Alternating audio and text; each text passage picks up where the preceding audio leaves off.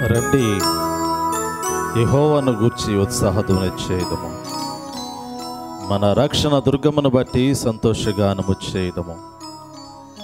కృతజ్ఞతాస్తుతులతో ఆయన సన్నిధికి వచ్చేదము. కీర్తనలు పాడుచు ఆయన పేరిట సంతోషగానము చేయుదము. ఆయన మన దేవుడు, మనము ఆయన పాలించు ప్రజలము, ఆయన మేపు గొర్రెలము. కృతజ్ఞతార్పణలు చెల్లించుచు ఆయన గుమ్మములలో ప్రవేశించుడి. ప్రార్థన చేసుకుందాం.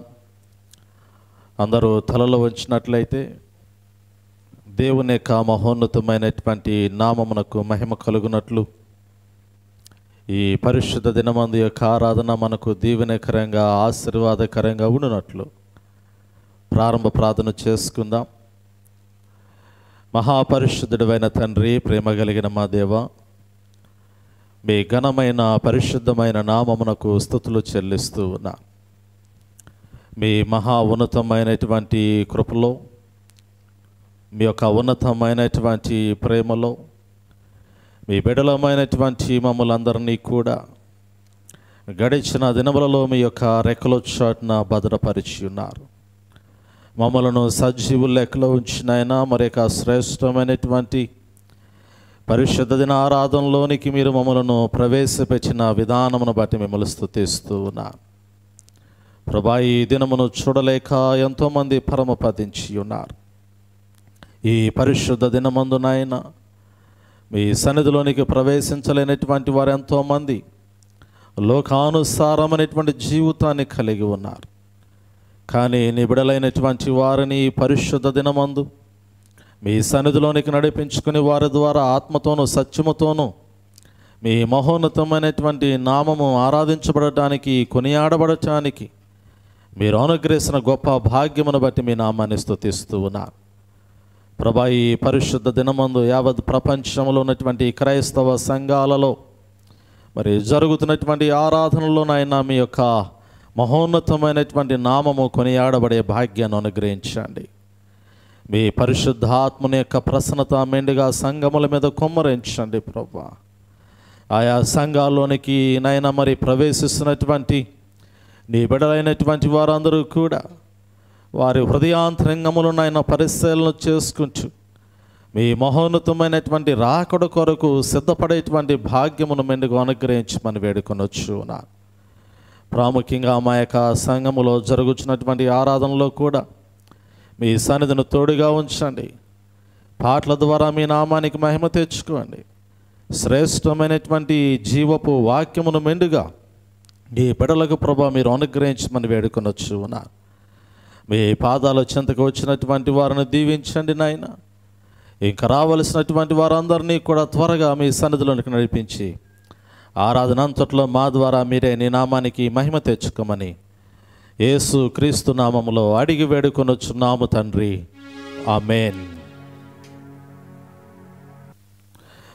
దేవుని యొక్క లేఖనాల్లో నుంచి నేటి పరిశుద్ధ దిన ఆరాధనకై ఏర్పాటు చేయబడి ఉన్న దేవుని యొక్క వాక్య భాగాన్ని చదువుకుందాం. దేవుని యొక్క వాక్య భాగము వైద్యుడైనటువంటి లూకా రాసినటువంటి అపోస్తలుల కార్యముల గ్రంథము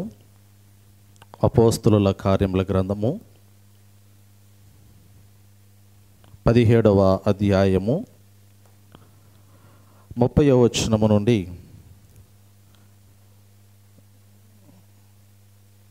31వ వచనం వరకు లేఖన భాగాన్ని చదువుకుందాం. అపోస్తలుల కార్యముల గ్రంథము 17వ అధ్యాయము 30-31 వచనాలు.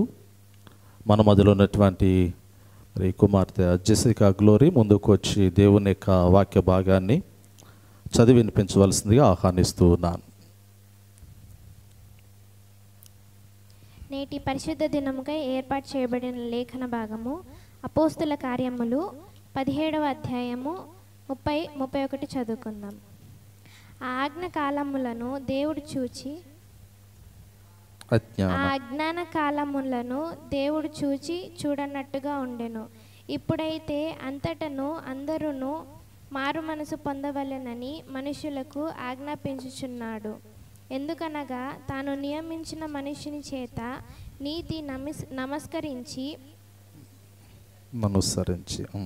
నీతిని అనుసరించి భూలోకమునకు తీర్పు తీర్చబోయేడి ఒక దినమును నిర్ణయించి ఉన్నాడు. మృతులలో నుండి ఆయనను లేపినందున దీని నమ్ముటకు అందరికీ ఆధారము కలుగజేసి ఉన్నాడు. దేవుడు తన పరిశుద్ధ వాక్యం దీవించునుగాక. దేవుని యొక్క లేఖన భాగాన్ని చదివినిపించిన జెసికా గ్లోరీని దేవుడు దీవించునుగాక. ఈ సమయంలో సంగమంతి కూడా లేచి నిలుబడి ఉండగా నేటి పరిశుద్ధ దినారాధనకై ఏర్పాటు చేయబడి ఉన్న ఉత్తర ప్రత్యుత్తర పాఠ్య భాగాన్ని చదువుకుందాం. నేటి పరిశుద్ధ దినారాధనకై ఏర్పాటు చేయబడి ఉన్న ఉత్తర ప్రత్యుత్తర పాఠ్యభాగము కీర్తనల గ్రంథం నుంచి దావీదు మహారాజు రచించినటువంటి 11వ సంకీర్తన ఉత్తర ప్రత్యుత్తర రీతిగా చదువుకుందాం. దావీదు మహారాజు రచించిన 11వ సంకీర్తన మన మధ్యలో ఉన్నటువంటి సహోదరులు అత్యాలు వందన కుమార్ గారు ముందుకు వచ్చి ఉత్తర ప్రత్యుత్తర భాగములో నడిపించవలసినదిగా వారిని ఆహ్వానిస్తూ ఉన్నాను. కీర్తనల గ్రంథము దావీదు మహారాజు రచించిన 11వ సంకీర్తన ఉత్తర ప్రత్యుత్తర రీతిగా చదువుకుందాం. పరిశుద్ధ గ్రంథం నుండి కీర్తనలు 11వ అధ్యాయము ఉత్తర ప్రత్యుత్తర రీతిగా చదువుకుందాం. యెహోవా శరణుజొచ్చి ఉన్నాను, పక్షివలే నీ కొండకు పారిపొమ్ము అని వారు నాతో చెప్పుడే ఎలా? దుష్టులు విల్లెక్కు పెట్టి ఉన్నారు, చీకటిలో యథార్థ హృదయాల మీద వేయుటకై తమ బాణములు నారియందు సంధించి ఉన్నారు. పునాదులు పాడైపోగా నీతిమంతులు ఏమి చేయగలరు? యెహోవా తన పరిశుద్ధ ఆలయంలో ఉన్నాడు. యెహోవా సింహాసనము ఆకాశమందున్నది. ఆయన నరులను కనులారా చూచుచున్నాడు. తన కనుదృష్టి చేత ఆయన వారిని పరిశీలించుచున్నాడు. యెహోవా నీతిమంతులను పరిశీలించును, దుష్టులను బలాత్కారస్తులను ఆయనకు అసహ్యులు. దుష్టుల మీద ఆయన ఉరులు కురిపించును, అగ్ని గంధకములను వడగాలియు వారికి పానీయ భాగమగును. యెహోవా నీతిమంతుడు, ఆయన నీతిని ప్రేమించువాడు, యథార్థవంతులు ఆయన ముఖదర్శనము చేసేదరు. మనమందరము కూడా ఆ విధంగానే నిలువబడి ప్రభువును స్తుతిద్దాం, ప్రభు నామాన్ని గణపరుచుకుందాం. మనం ఆరాధించేటువంటి ప్రభువారు ఆత్మస్వరూపులై ఉన్నారు కాబట్టి ఆయన ఆరాధించే వారందరూ కూడా ఆత్మతో సత్యముతో ఆరాధించాలని ప్రభువారు సెలవిచ్చిన రీతిలో ఆశ్చర్యమైన ప్రేమ, కల్వరిలోని ప్రేమ, మరణము కంటే బలమైన ప్రేమ, నన్ను జయించిన నీ ప్రేమ. పాట పాడుతూ దేవుని నామాన్ని స్తుతిద్దాం. బుక్లెట్లో 23వ నెంబర్ పాట. బుక్లెట్ లేనటువంటి వారు NMBC గ్రూప్లో పాట ఉంది, వాట్సాప్ గ్రూప్లో ఉంది, చూడండి. వైరు వారిని అనుసరించి పాట పాడుతూ దేవుని నామాన్ని మహిమపరచండి. ఆశ్చర్యమైన ప్రేమ, కల్వరిలోని ప్రేమ.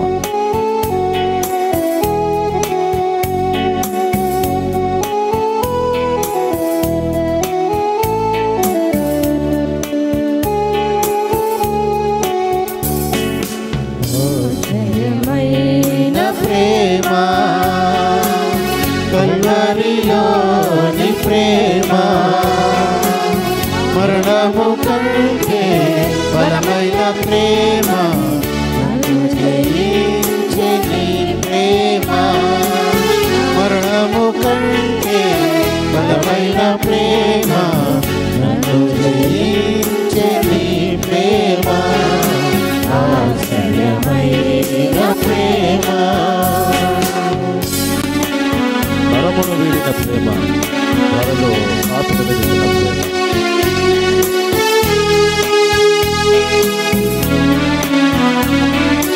ప్రభు ప్రేమలో మన జీవితాలు నడిపించబడుతున్నటువంటి సమయంలో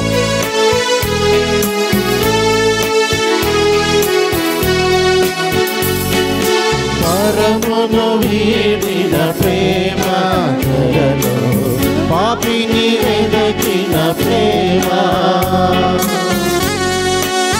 అందరూ చప్పట్లు కొట్టుకు వైరు అనుసరించి పాడండి. పరమును వీడిన ప్రేమ ధరలో పాపిని వెదకిన ప్రేమ నన్ను కరుణించి ఆదరించి సేదీర్చి నిత్య జీవమిచ్చి నన్ను కరుణించి ఆదరించి సేదీర్చి నిత్య జీవమిచ్చే ఆశ్చర్యమైన ప్రేమ కల్వరిలోని ప్రేమ మరణము కంటే బలమైన ప్రేమ నన్ను జయించే నీ ప్రేమ మరణము కంటే బలమైన ప్రేమ నన్ను జయించే నీ ప్రేమ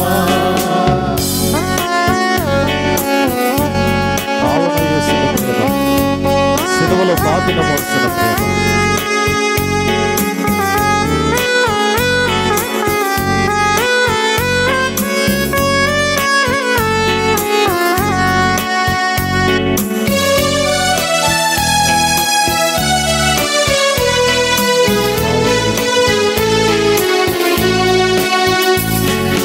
పావన యేసుని ప్రేమ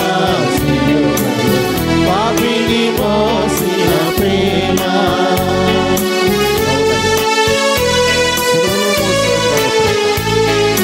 పావన యేసుని ప్రేమ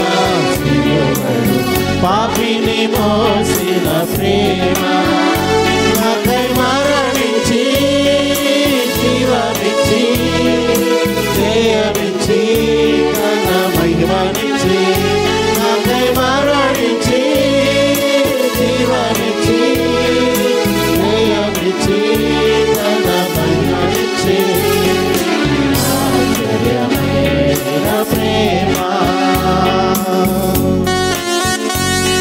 శ్రమలు సహించిన ప్రేమ నాకై స్థాపన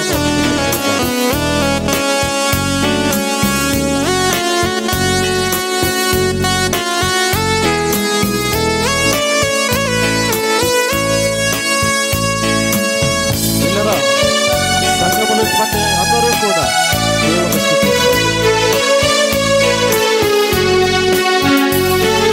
ప్రేమలు సహించిన ప్రేమ శాపము నోచిన ప్రేమ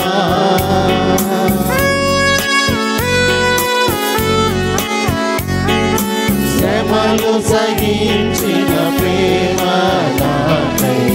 శాపము నోచిన ప్రేమ విడనాడని ప్రేమది ఎన్నడూ ఎడబాయడు విడనాడని ప్రేమది ఎన్నడూ ఎడబాయడు ఆశ్చర్యమైన ప్రేమ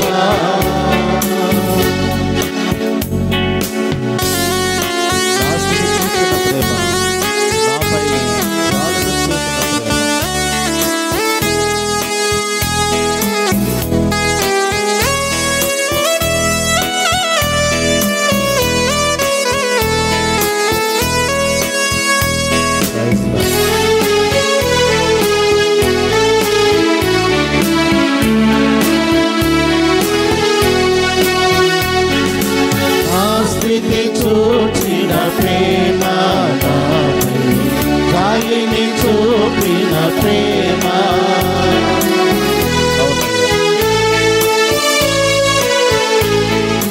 నా స్థితి చూచిన ప్రేమ నాపై గాలిని చూపిన ప్రేమ నాపై పరుగెత్తి కౌగిలించి మోకాడి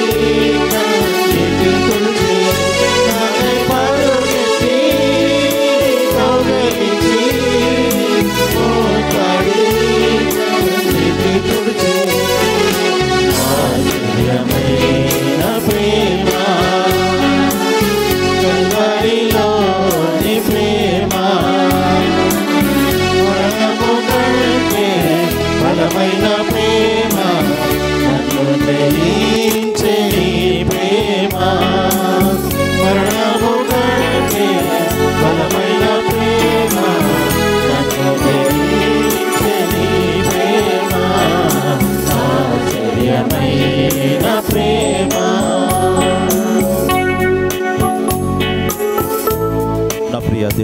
సంగమా, దేవుని సన్నిధిలో నిలిచి దేవుణ్ణి ఆరాధిస్తున్నటువంటి నా ప్రియ దేవుని బిడలారా, కల్వరిలోని ప్రేమ మరణము కన్నా బలమైనటువంటి ప్రేమ, మనలను జయించినటువంటి ప్రభువారి యొక్క ప్రేమ, మనల్ని ప్రేమించి మరణం నుండి విడిపించినటువంటి ప్రభువుని దేవుని సన్నిధిలో స్తుతిస్తూ ఆరాధిస్తున్నటువంటి సమయంలో ప్రభు యొక్క మహోన్నతమైనటువంటి కనుదృష్టి మన మీద నిలుపబడి ఉన్నటువంటి సమయంలో మన హృదయాంతరంగములోని ప్రభు నామము స్తుతించబడుతున్నటువంటి క్రమంలో మన స్తుతుల మీద ఆశీనులైనటువంటి దేవుని నామము గొప్ప చేయబడుతున్నటువంటి సమయంలో ఒకసారి నీ హృదయాన్ని, నీ హృదయ ఆలోచనలని, తలంపులను సమస్తము ప్రభువుకి సంపూర్ణంగా సమర్పించుకుంటూ, ప్రభా నీ పాదాల చెందుతున్నటువంటి నీ కుమారునైనటువంటి నాతో, నీ కుమార్తెనైనటువంటి నాతో నువ్వు మాట్లాడు ప్రభా అని ప్రార్థన చేద్దాం.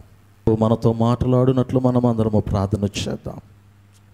ప్రభు తన యొక్క శ్రేష్టమైనటువంటి జీవపు స్వరము చేత మన హృదయాంతరంగం అంతటినీ కూడా శ్రేష్టమైనటువంటి సమాధానముతోనూ ఆయన మహోన్నతమైనటువంటి వాత్సల్యతను అనుగ్రహించి మనవనటువంటి మరుపు రానటువంటి వెలకట్టలేనటువంటి అమూల్యమైనటువంటి దేవుని యొక్క ప్రేమ చేత మన హృదయాలు, మన జీవితాలు, మన కుటుంబాలు, సంఘము, సమాజము దేవునికి మహిమకరమైనటువంటి రీతిలో కట్టబడినట్లు మనం ప్రార్థన ద్వారా దేవుని యొక్క శ్రేష్టమైనటువంటి జీవపు స్వరాన్ని మెండుగా పొందుకున్నట్లు ప్రార్థన చేసుకుందాం.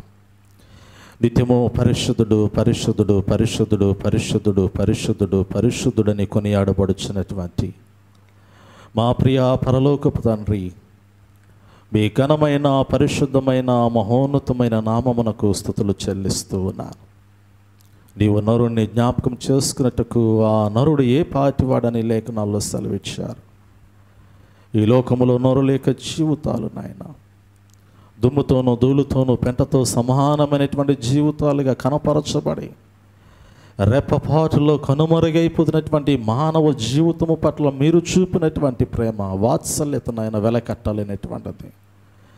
మరణమునకు పాత్రులమైనటువంటి మమ్మను నాయన మీరు ప్రేమించారు. మేము అనుభవించవలసినటువంటి మరణకరమైనటువంటి వేదనను ప్రభు మా నిమిత్తము కలువరి శిలువలో మీరు భరించారు నాయన. మా నిమిత్తము మీరు మృతునందారయ్యా. పునరుత్థానుడైన ఆయన మా యొక్క జీవితాలను మరలా శాశ్వతమైనటువంటి జీవములోనికి మీరు నడిపించిన విధానమును బట్టి మిమ్మల్ని స్తుతిస్తూ ఉన్నాను ప్రభువా. ఆశగునటువంటి ప్రాణాన్ని తృప్తిపరిచే దేవుడు మీరే. మీ సన్నిధిలో నిబిడలమైనటువంటి మా హృదయములన్నీ కూడా మీ శ్రేష్టమైనటువంటి జీవపు వాక్యము కొరకు పరితపిస్తున్నటువంటి సమయంలో మీరు మాతో మాట్లాడమని వేడుకొనొచ్చు ఉన్నాను. మీ సన్నిధిలోనికి వచ్చిన వారిని దీవించండి. ఇక రావలసినటువంటి వారిని త్వరగా మీ పాదాల చెంతకు నడిపించి ఆరాధనంతట్లోనూ, వాక్యము చెప్పు సమయం అంతట్లో మీ పరిశుద్ధాత్మని యొక్క ప్రసన్నతను మెండుగా మాకు అనుగ్రహించి నడిపించమని యేసు క్రీస్తు నామములో అడిగి వేడుకొనుచున్నాము తండ్రి, ఆమేన్. దయచేసి సంఘమంతయు కూడా కూర్చోవలసిందిగా ప్రభు పేరిట మనవి చేస్తూ ఉన్నాను. ప్రభు నందు ప్రియమైన దేవుని సంగమా, ప్రియా సహోదరి సహోదరులారా, యేసు క్రీస్తు శుభనామములు అందరికీ ప్రత్యేకంగా మరి యొక్క పర్యాయము హృదయపూర్వకమైనటువంటి వందనములను తెలియపరుస్తూ ఉన్నాను. జీవము కలిగినటువంటి దేవుడు, మహోన్నతుడైనటువంటి వాడు, పరిశుద్ధుడైనటువంటి వాడు, సకల విధములైనటువంటి దూత గణములతో నిత్యము కొనియాడబడుతున్నటువంటి ఆ ప్రభువు ఆ మహోన్నతుడైనటువంటి జీవము కలిగినటువంటి దేవుణ్ణి సమీపించడానికి నిత్యము పరిశుద్ధాత్మ దేవుడు తన యొక్క శ్రేష్టమైనటువంటి జీవపు స్వరాన్ని మెండుగా మనకి వినిపించుచు మన యొక్క జీవితాలను జీవింపచేయుచున్న విధానమును బట్టి నేను దేవుని స్తుతిస్తూ ఉన్నాను. గడిచిన కొన్ని వారముల నుంచి మనము రాకడ సంసిద్ధత వర్తమానములను ధ్యానించుకుంటూ ఉన్నాం. దేవుని రాకడ కొరకు సిద్ధపాటు కలిగి ఉండేటువంటి విధానమును మనము దేవుని వాక్యము చేత మనల్ని మనమే పరిశీలించుకుంటూ ఉన్నాం. పరిశుద్ధ ఆత్మదేవుడు వాక్యము ద్వారా మనతో మాట్లాడుతున్నటువంటి సమయంలో మనలో ఎక్కడైనా కానీ వాక్యమునకు విరుద్ధమైనటువంటి స్వభావం ఉంటే దాన్ని సరిదిద్దుకునేటువంటి అవకాశమును సరిచేసుకుని మరలా ప్రభువుతో నడిచేటువంటి అవకాశాన్ని దేవుడు ఈ వర్తమానముల చేత మనకు అనుగ్రహిస్తూ ఉన్నారు. ప్రాముఖ్యంగా ఈ పరిశుద్ధ దినమందు అపోస్తల కార్యముల గ్రంథములో 17వ అధ్యాయంలో 30వ వచనము 31వ వచనములు ఉన్నటువంటి మాటలను ఆధారము చేస్తూ రాకడ దినము కొరకు సిద్ధపడి ఉండవలసినటువంటి సంగతిని నేను మీకు జ్ఞాపకం చేయాలని ఆశపడుతూ ఉన్నాను. దేవుడు లోకములో ఉన్నటువంటి పరిస్థితులను బట్టి, లోకములో ఉన్నటువంటి మానవుని యొక్క స్వభావాన్ని బట్టి, నరుల యొక్క హృదయములో కదలాడుతున్నటువంటి ఆలోచన విధానమును పరిగణలోనికి తీసుకొని పరిశుద్ధ ఆత్మదేవుడు భక్తుల చేత వ్రాయించబడినటువంటి అనేకమైనటువంటి మాటలు దేవుని యొక్క లేఖనాల్లో మనం చూడగలుగుతూ ఉన్నాం. పరిశుద్ధుడైనటువంటి వైద్యుడైనటువంటి లూకా భక్తుడు యేసు ప్రభువారిని దగ్గరగా వెంబడించినటువంటి క్రమంలో ప్రభువారి యొక్క బోధలను గూర్చి బహుగా ఎరిగినటువంటి వాడై పరిశుద్ధ ఆత్మదేవుడు అపోస్తలుల మీదకి దిగివచ్చినప్పుడు అపోస్తలులు చేసినటువంటి గొప్ప పరిచర్యను ఈ అపోస్తల కార్యముల గ్రంథములో రాస్తూ ఉన్నాడు. ప్రాముఖ్యంగా ఒక చక్కటి మాట ఏదెను ప్రాంతములో ఉన్నటువంటి మరి మనుషులను గుర్తు చేస్తూ ఆ ప్రాంతంలో ఉన్నటువంటి యూదులను యూదేతరులను గుర్తు చేస్తూ జ్ఞాపకం చేయబడినటువంటి మాట. అపోస్తల కార్యముల గ్రంథము 17వ అధ్యాయాన్ని గమనించినప్పుడు ఏదెను ప్రాంతంలోనికి పౌలు భక్తుడు వెళ్ళి సువార్త ప్రకటిస్తూ ఉన్నాడు. ఏదెను ప్రాంతాన్ని గమనించగలిగితే భయంకరమైనటువంటి విగ్రహారాధనకు పూరితమైనటువంటి ప్రాంతముగా ఈ ఏదెను పట్టణము మనకు కనపడుతూ ఉంది. భయంకరమైనటువంటి విగ్రహాలు ఉన్నాయి. అక్కడ ఉన్నటువంటి మనుషులందరూ కూడా విగ్రహాలను ఆరాధిస్తున్నటువంటి సమయము, విగ్రహారాధ పూరితమైనటువంటి పరిస్థితుల్లో వారి జీవితాలను నడిపించుకునేటువంటి సమయంలో పౌలు భక్తుడు ఒక చక్కటి మాటను గుర్తు చేస్తూ ఉన్నాడు. అపోస్తల కార్యముల గ్రంథము 17వ అధ్యాయము 22వ వచనాన్ని ఒకసారి మనం పరిశీలన చేద్దాం. పౌలు అరేయోపగు మధ్య నిలిచి చెప్పినదేమనగా, ఏదెను వారులారా, మీరు సమస్త విషయములలో అతి దేవతా భక్తి గలవారయున్నట్టు నాకు కనపడుచున్నది. నేను సంచరించుచు మీ దేవతా ప్రతిమలను చూచుచుండగా ఒక బలిపీఠము నాకు కనపడెను. దాని మీద తెలియబడని దేవునికి అని వ్రాయబడి ఉన్నది. కాబట్టి మీరు తెలియక దేని యందు భక్తి కలిగి ఉన్నారో దానినే నేను మీకు ప్రచురపరచుచున్నాను. ప్రాముఖ్యంగా పౌలు భక్తుడు జ్ఞానము కలిగినటువంటి వాడు, తత్వజ్ఞానము కలిగినటువంటి వాడు, పరిశుద్ధ ఆత్మను చేత బలముగా స్వార్థ నిమిత్తమై పట్టబడి అనేకమైనటువంటి ప్రాంతాలలో అన్యజనుల మధ్య కానీ, యూదుల మధ్య కానీ, ఇశ్రాయేళ్ల మధ్య కానీ అనేక మంది ఎదుట దేవుని సాధనంగా ఉండుటకు పిలువబడినటువంటి శ్రేష్టమైనటువంటి అపోస్తలుడిగా పౌలు భక్తుని యొక్క పరిచర్య విధానాన్ని మనం గమనించగలుగుతూ ఉన్నాం. దేవుని యొక్క అద్భుతమైనటువంటి రక్షణ సువార్తను ప్రకటించడానికి పౌలు భక్తుడు ఒక ప్రాంతములో నుంచి మరొక ప్రాంతములోనికి సంచారము చేయుచు వెళుతూ ఉన్నటువంటి క్రమములో ఏదైనా ప్రాంతములో ఉన్నటువంటి పరిస్థితులు గమనిస్తూ ఉన్నాడు. ఏదైనా ప్రాంతములో ఉన్నటువంటి మరి ప్రజల యొక్క భక్తి భావాన్ని గమనిస్తూ ఉన్నాడు. ఏదైనా ప్రాంతములో ఉన్నటువంటి ప్రజలు ఏ విధమైనటువంటి భక్తి కలిగి ఉన్నారు, వారు ఎవరిని ఆరాధిస్తూ ఉన్నారో కూడా సమస్తాన్ని ఎరిగినటువంటి స్థితిలో పౌలు భక్తుడు మాట్లాడటం ప్రారంభించినట్లుగా మనం గమనించగలుగుతూ ఉన్నాం. చూడండి, ఈ పట్టణంలో చాలా విగ్రహాలు నిలబెట్టబడ్డాయి. అనేకమైనటువంటి విగ్రహాలు కనపడుతూ ఉన్నాయి. ఏ వీధికి వెళ్ళినా కానీ, ఏ వీధిలో ఏ మూల చూసినా కానీ మనుషుల చేత నిలబెట్టబడినటువంటి విగ్రహాలే కనపడుతూ ఉన్నాయి. మాటలాడలేనటువంటి విగ్రహాలు, వినలేనటువంటి విగ్రహాలు, దేవుని కార్యములు ఎలా ఉంటాయో కూడా ప్రజలకి కనపరచలేనటువంటి విగ్రహాలు మనుషుల చేత నిలబెట్టబడి, మనుషుల చేత మరి కొనియాడబడేటువంటి స్థితిలో, పూజింపబడేటువంటి స్థితిలో విగ్రహాలు కనపడుతున్నటువంటి సమయంలో పౌలు భక్తుని యొక్క హృదయంలో ఉన్నటువంటి ఒక భయంకరమైనటువంటి ఆవేదన మనకి ఇక్కడ కనపడుతూ ఉంది. తెలియబడినటువంటి దేవునికి అనేటువంటి మాట వ్రాయబడినటువంటి ఒక విగ్రహము కనపడుతూ ఉంది. నామము లేదు, ఆ విగ్రహం యొక్క పేరేమిటో తెలియదు, కానీ అది పూజింపబడుతూ ఉంది, అది కొనియాడబడుతూ ఉంది, అది ఆరాధించబడుతూ ఉంది. ప్రజలను గమనించినప్పుడు పౌలు భక్తుడు వారిలో భయంకరమైనటువంటి భక్తి భావాన్ని చూస్తూ ఉన్నాడు. నిజంగా నేను అనుకుంటాను, వాక్యాన్ని చదివినటువంటి సమయంలో ప్రియులారా, ప్రస్తుత దినాల్లో గమనించగలిగితే ఏ వీధికి వెళ్ళినా కానీ ఒక చర్చ్ కనపడుతూ ఉంది. అవునా కాదా? మారుమూల ప్రాంతాలకు వెళ్ళినా, గ్రామాలకు వెళ్ళినా, పట్టణాల్లో చూసినా కానీ 10 ఏళ్ళకి నేటి దినాల్లో ఒక చర్చి కనపడుతూ ఉంది, ఒక కుటుంబానికి ఒక చర్చి కనపడుతూ ఉంది. ఎక్కడ చూసినా కానీ దేవాలయాలకు కొదువు ఉందా అంటే నేటి దినాల్లో క్రైస్తవ సంఘాలను గమనించినా, క్రైస్తవుల యొక్క జీవితాలను గమనించినా కానీ దేవుని మందిరాలకు కొదువు లేదు. కానీ దేవుని మందిరములో భక్తిభావముతో దేవుణ్ణి ఆరాధించగలిగినటువంటి విశ్వాసులు కొదువై ఉన్నారనేటువంటి మాట ఈ వాక్య భాగాన్ని బట్టి నేను మీకు జ్ఞాపకం చేయాలని ఆశపడుతూ ఉన్నా.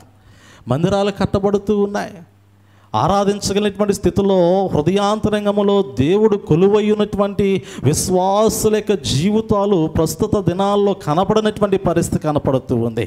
కానీ పౌలు భక్తుడు అంటాడు కదా, ఏదెన్సు పట్టణాన్ని గమనించినప్పుడు, ఏదెన్సు ప్రాంతాన్ని గమనించినప్పుడు ఎక్కడ చూసినా విగ్రహాలు కనపడుతూ ఉన్నాయి, జీవము లేనటువంటి విగ్రహాలు కనపడుతూ ఉన్నాయి.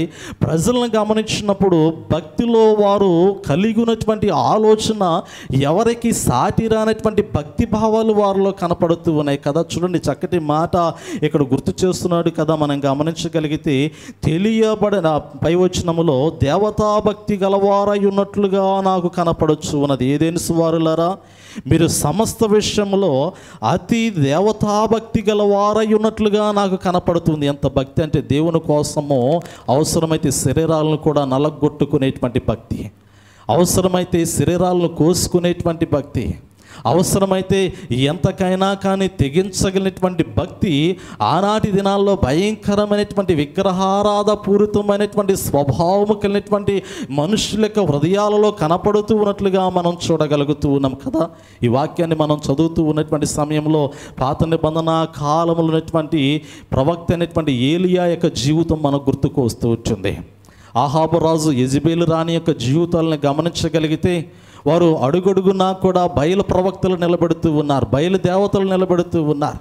బయలు దేవతలు నిలబెట్టి ఆనాటి దినాల్లో దేవుణ్ణి ఆరాధించగలిగినటువంటి వారందరినీ కూడా వారి యొక్క జీవితాలను ఎటువైపు మరలుస్తూ ఉన్నారంటే విగ్రహాలను నిలబెట్టి విగ్రహారాధ పూరితమైనటువంటి స్వభావములోనికి యెజబెలు రాణి, ఆహాబు రాజు ఆనాటి దినాల్లో ఇశ్రాయేలు యొక్క జీవితాలను, యూదుల యొక్క జీవితాలను భయంకరమైనటువంటి విగ్రహారాధ పూరితమైనటువంటి స్వభావములోనికి నడిపిస్తూ ఉన్నటువంటి సమయంలో ప్రియులారా, ఏలియా ప్రవక్త దేవుని పక్షమున నిలబడినటువంటి వాడై విగ్రహాలను పడద్రోస్తూ ఉన్నటువంటి స్థితి మనకు కనపడుతూ ఉంది కదా. ఈ వాక్య భాగాన్ని గమనిస్తూ ఉన్నటువంటి సమయంలో ఆనాడు ఎంతోమంది బయలు ప్రవక్తలు కనపడుతూ ఉన్నారు.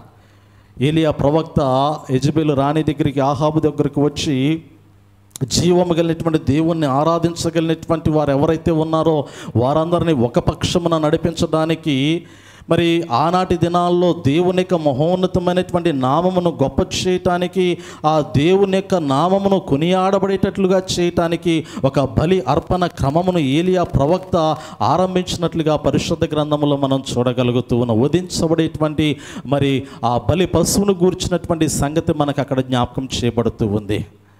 బయలు ప్రవక్తులు ఆ సమయంలో బలర్పించడానికి సందర్భాన్ని గమనించగలిగితే సుమారు ఇంచుమించు 450 మంది బయలు ప్రవక్తులు అందరూ కూడా ఆకాశము నుండి అగ్నిని దించడానికి, బలిపీఠం మీద వధించబడినటువంటి బలు పశువును అగ్ని చేత దహించడానికి వారందరూ దేవుని పిలుస్తూ ఉన్నారు. వారందరూ దేవుణ్ణి ఆహ్వానిస్తూ ఉన్నారు. దేవుణ్ణి పిలిచేటువంటి క్రమంలో పిల్లరా అతి భక్తి కలిగినటువంటి ఆ యొక్క బయలు ప్రవక్తలైనటువంటి వారందరూ కూడా తమను తాము హింసించుకోవడము ప్రారంభించినట్లుగా దేవుని యొక్క వాక్యంలో చూడగలుగుతూ ఉన్నాం. నిజమే కదా, తమను తాము హింసించుకుంటూ ఉన్నారు, తమను తాము గాయపరుచుకుంటూ ఉన్నారు. తెలియబడినటువంటి ఒక దేవుని పట్ల వారికి కలిగినటువంటి భక్తి పాత నిబంధన కాలంలో ఏలియా ప్రవక్త కాలంలో బయలు ప్రవక్తల యొక్క జీవితాల్లో మనం చూడగలుగుతూ ఉన్నాం. వారికి తెలుసు వారు ఆరాధించేటువంటి దేవునిలో జీవం లేదని, వారికి తెలుసు వారు ఆరాధించేటువంటి దేవుడు వారికి ప్రత్యుత్తరం ఇవ్వలేడని, వారికి తెలుసు వారు ఆరాధించేటువంటి దేవుడు వారి జీవితాలను ఆశీర్వాదకరమైనటువంటి స్థితిలో ఉంచలేడని, వారికి తెలుసు వారి ఆరాధించేటువంటి దేవుడు వారిని శాశ్వతమైనటువంటి జీవము కలిగినటువంటి వారిగా మార్చలేడని. అయినప్పటికీ కూడా వారిలో ఉన్నటువంటి ఒక బలమైనటువంటి ఆలోచన విధానం ఏమిటంటే అతిభక్తి. వారు కలిగినటువంటి భక్తి ఏమిటంటే వారు విగ్రహం ఎదుట నిలబడినప్పటికీ కూడా ఆ విగ్రహంలో లేదా ఆ రాతిలో వారు దేవుని యొక్క స్వరూపాన్ని చూచుకొని ఆ స్వరూపమే దేవుడు అనేటువంటి ఆలోచనతో బ్రతుకుతున్నటువంటి వారు. ఇక్కడ పౌలు భక్తుడు ఏదెన్సు పట్టణంలో ఉన్నటువంటి మనుషులను గమనించినప్పుడు వీరు అతి దేవతాభక్తి కలిగినటువంటి వారు, తెలియబడినటువంటి ఒక దేవుణ్ణి ఆరాధిస్తూ ఉన్నారు. ఆ తెలియబడినటువంటి దేవుని పట్ల అతి భక్తి కలిగినటువంటి వారిగా కనపడుతూ ఉన్నారు. ఇప్పుడు వారికి పౌలు భక్తుడు నిజమైనటువంటి దేవుణ్ణి పరిచయం చేయబోతూ ఉన్నట్లుగా అపోస్తల కార్యముల గ్రంథము 17వ అధ్యాయంలో జీవాధిపతి అయినటువంటి యేసు ప్రభువారిని వారికి పరిచయం చేస్తూ ఉన్నారు. నిజమే కదా, నేటి దినాల్లో ప్రభు వాక్యం ఎంత పరిచయం చేయబడినప్పటికీ కూడా క్రీస్తు రక్తములో కడగబడినటువంటి వారి యొక్క జీవితాలను గమనించినప్పటికీ కూడా ఆనాటి దినాల్లో ఉన్నటువంటి విగ్రహారాధ పూరితమైనటువంటి భక్తి కలిగినటువంటి జీవితంలో సగభాగము కూడా విశ్వాస జీవితము కూడా నేటి దినాల్లో చాలామంది విశ్వాసుల యొక్క హృదయాంతరంగాల్లో భక్తిని చూడలేకపోతూ ఉన్నాం. దేవుని యందు భక్తిని చూడలేకపోతూ ఉన్నాం. దేవుని యందు భయాన్ని చూడలేకపోతూ ఉన్నాం. దేవుని యందు సంపూర్ణమైనటువంటి నమ్మక విశ్వాసాన్ని చూడలేకపోతూ ఉన్నాం.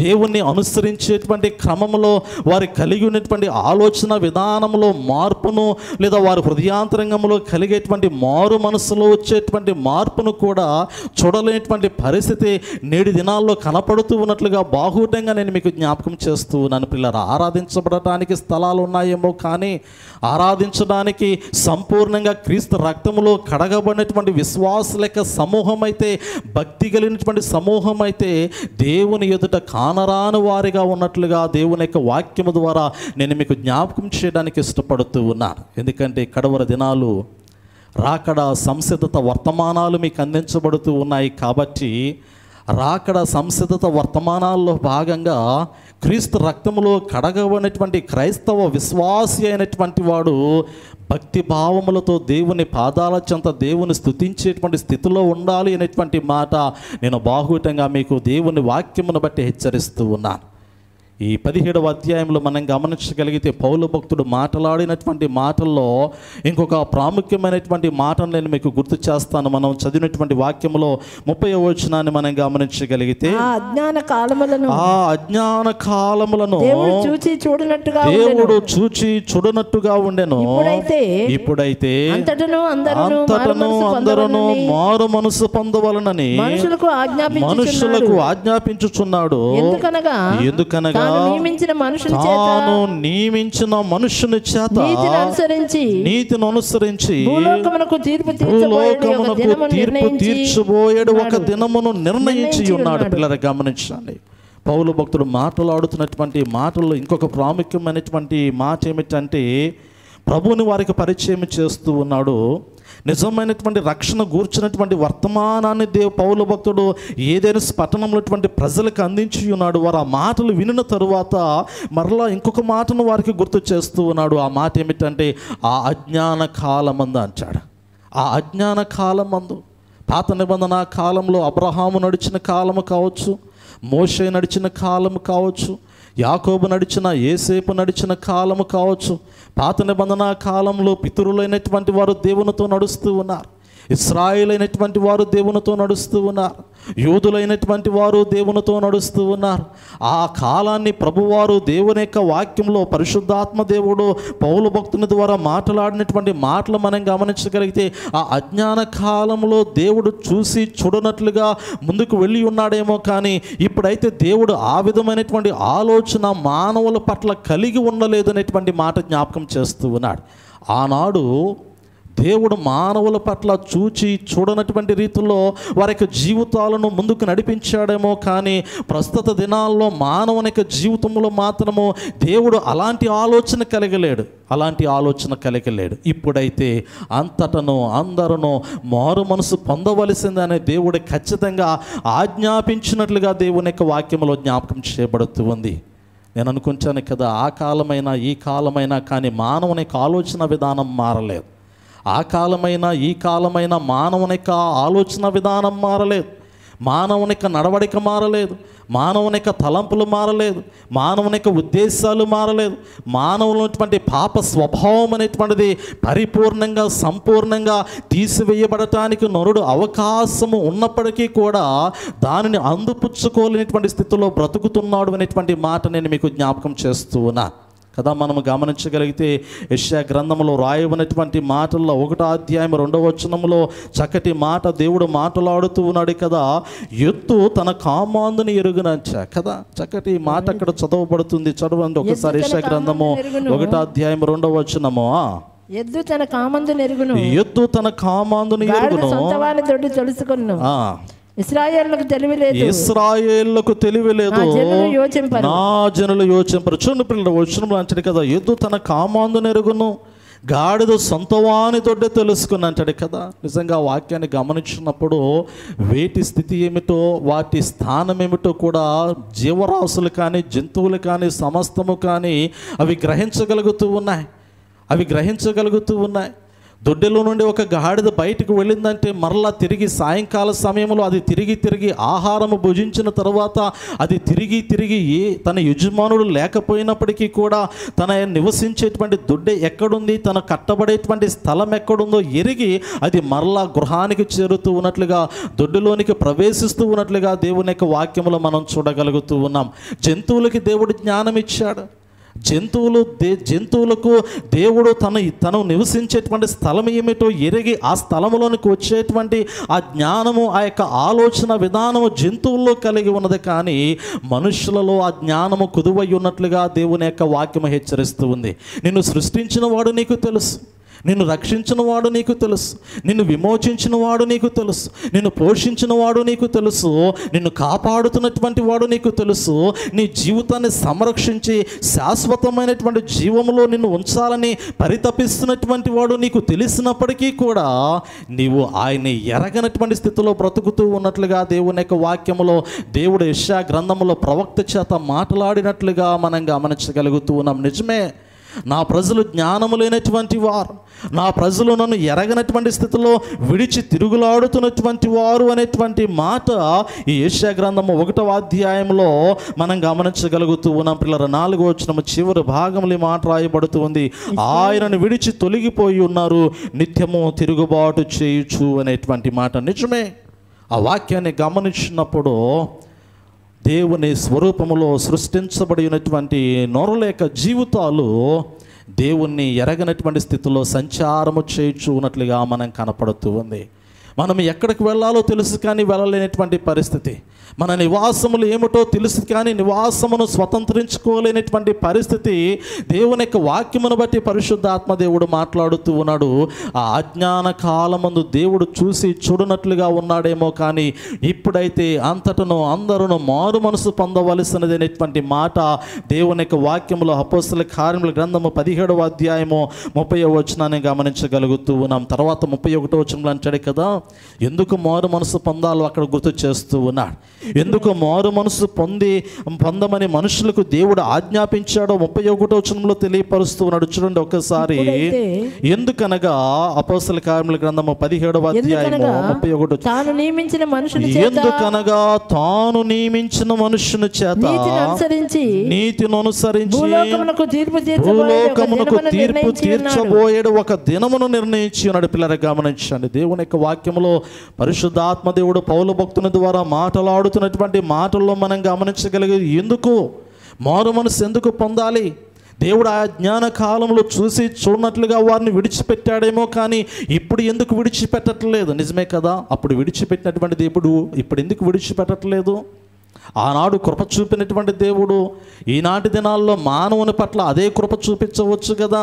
యాకోబు తప్పు చేసినప్పుడు క్షమించిన దేవుడు, దావీదు భక్తుడు తప్పు చేసినప్పుడు క్షమించినటువంటి దేవుడు, ఆనాడు పితరుల యొక్క జీవితాల్లో వారు ఏదైనా పొరపాట్లు చేసినప్పుడు, తప్పులు చేసినప్పుడు, విరుద్ధమైనటువంటి కార్యములు చేసినప్పుడు క్షమాపణ నొందుకున్నటువంటి జీవితాలు ఆనాడు కనపడుతూ ఉన్నాయి.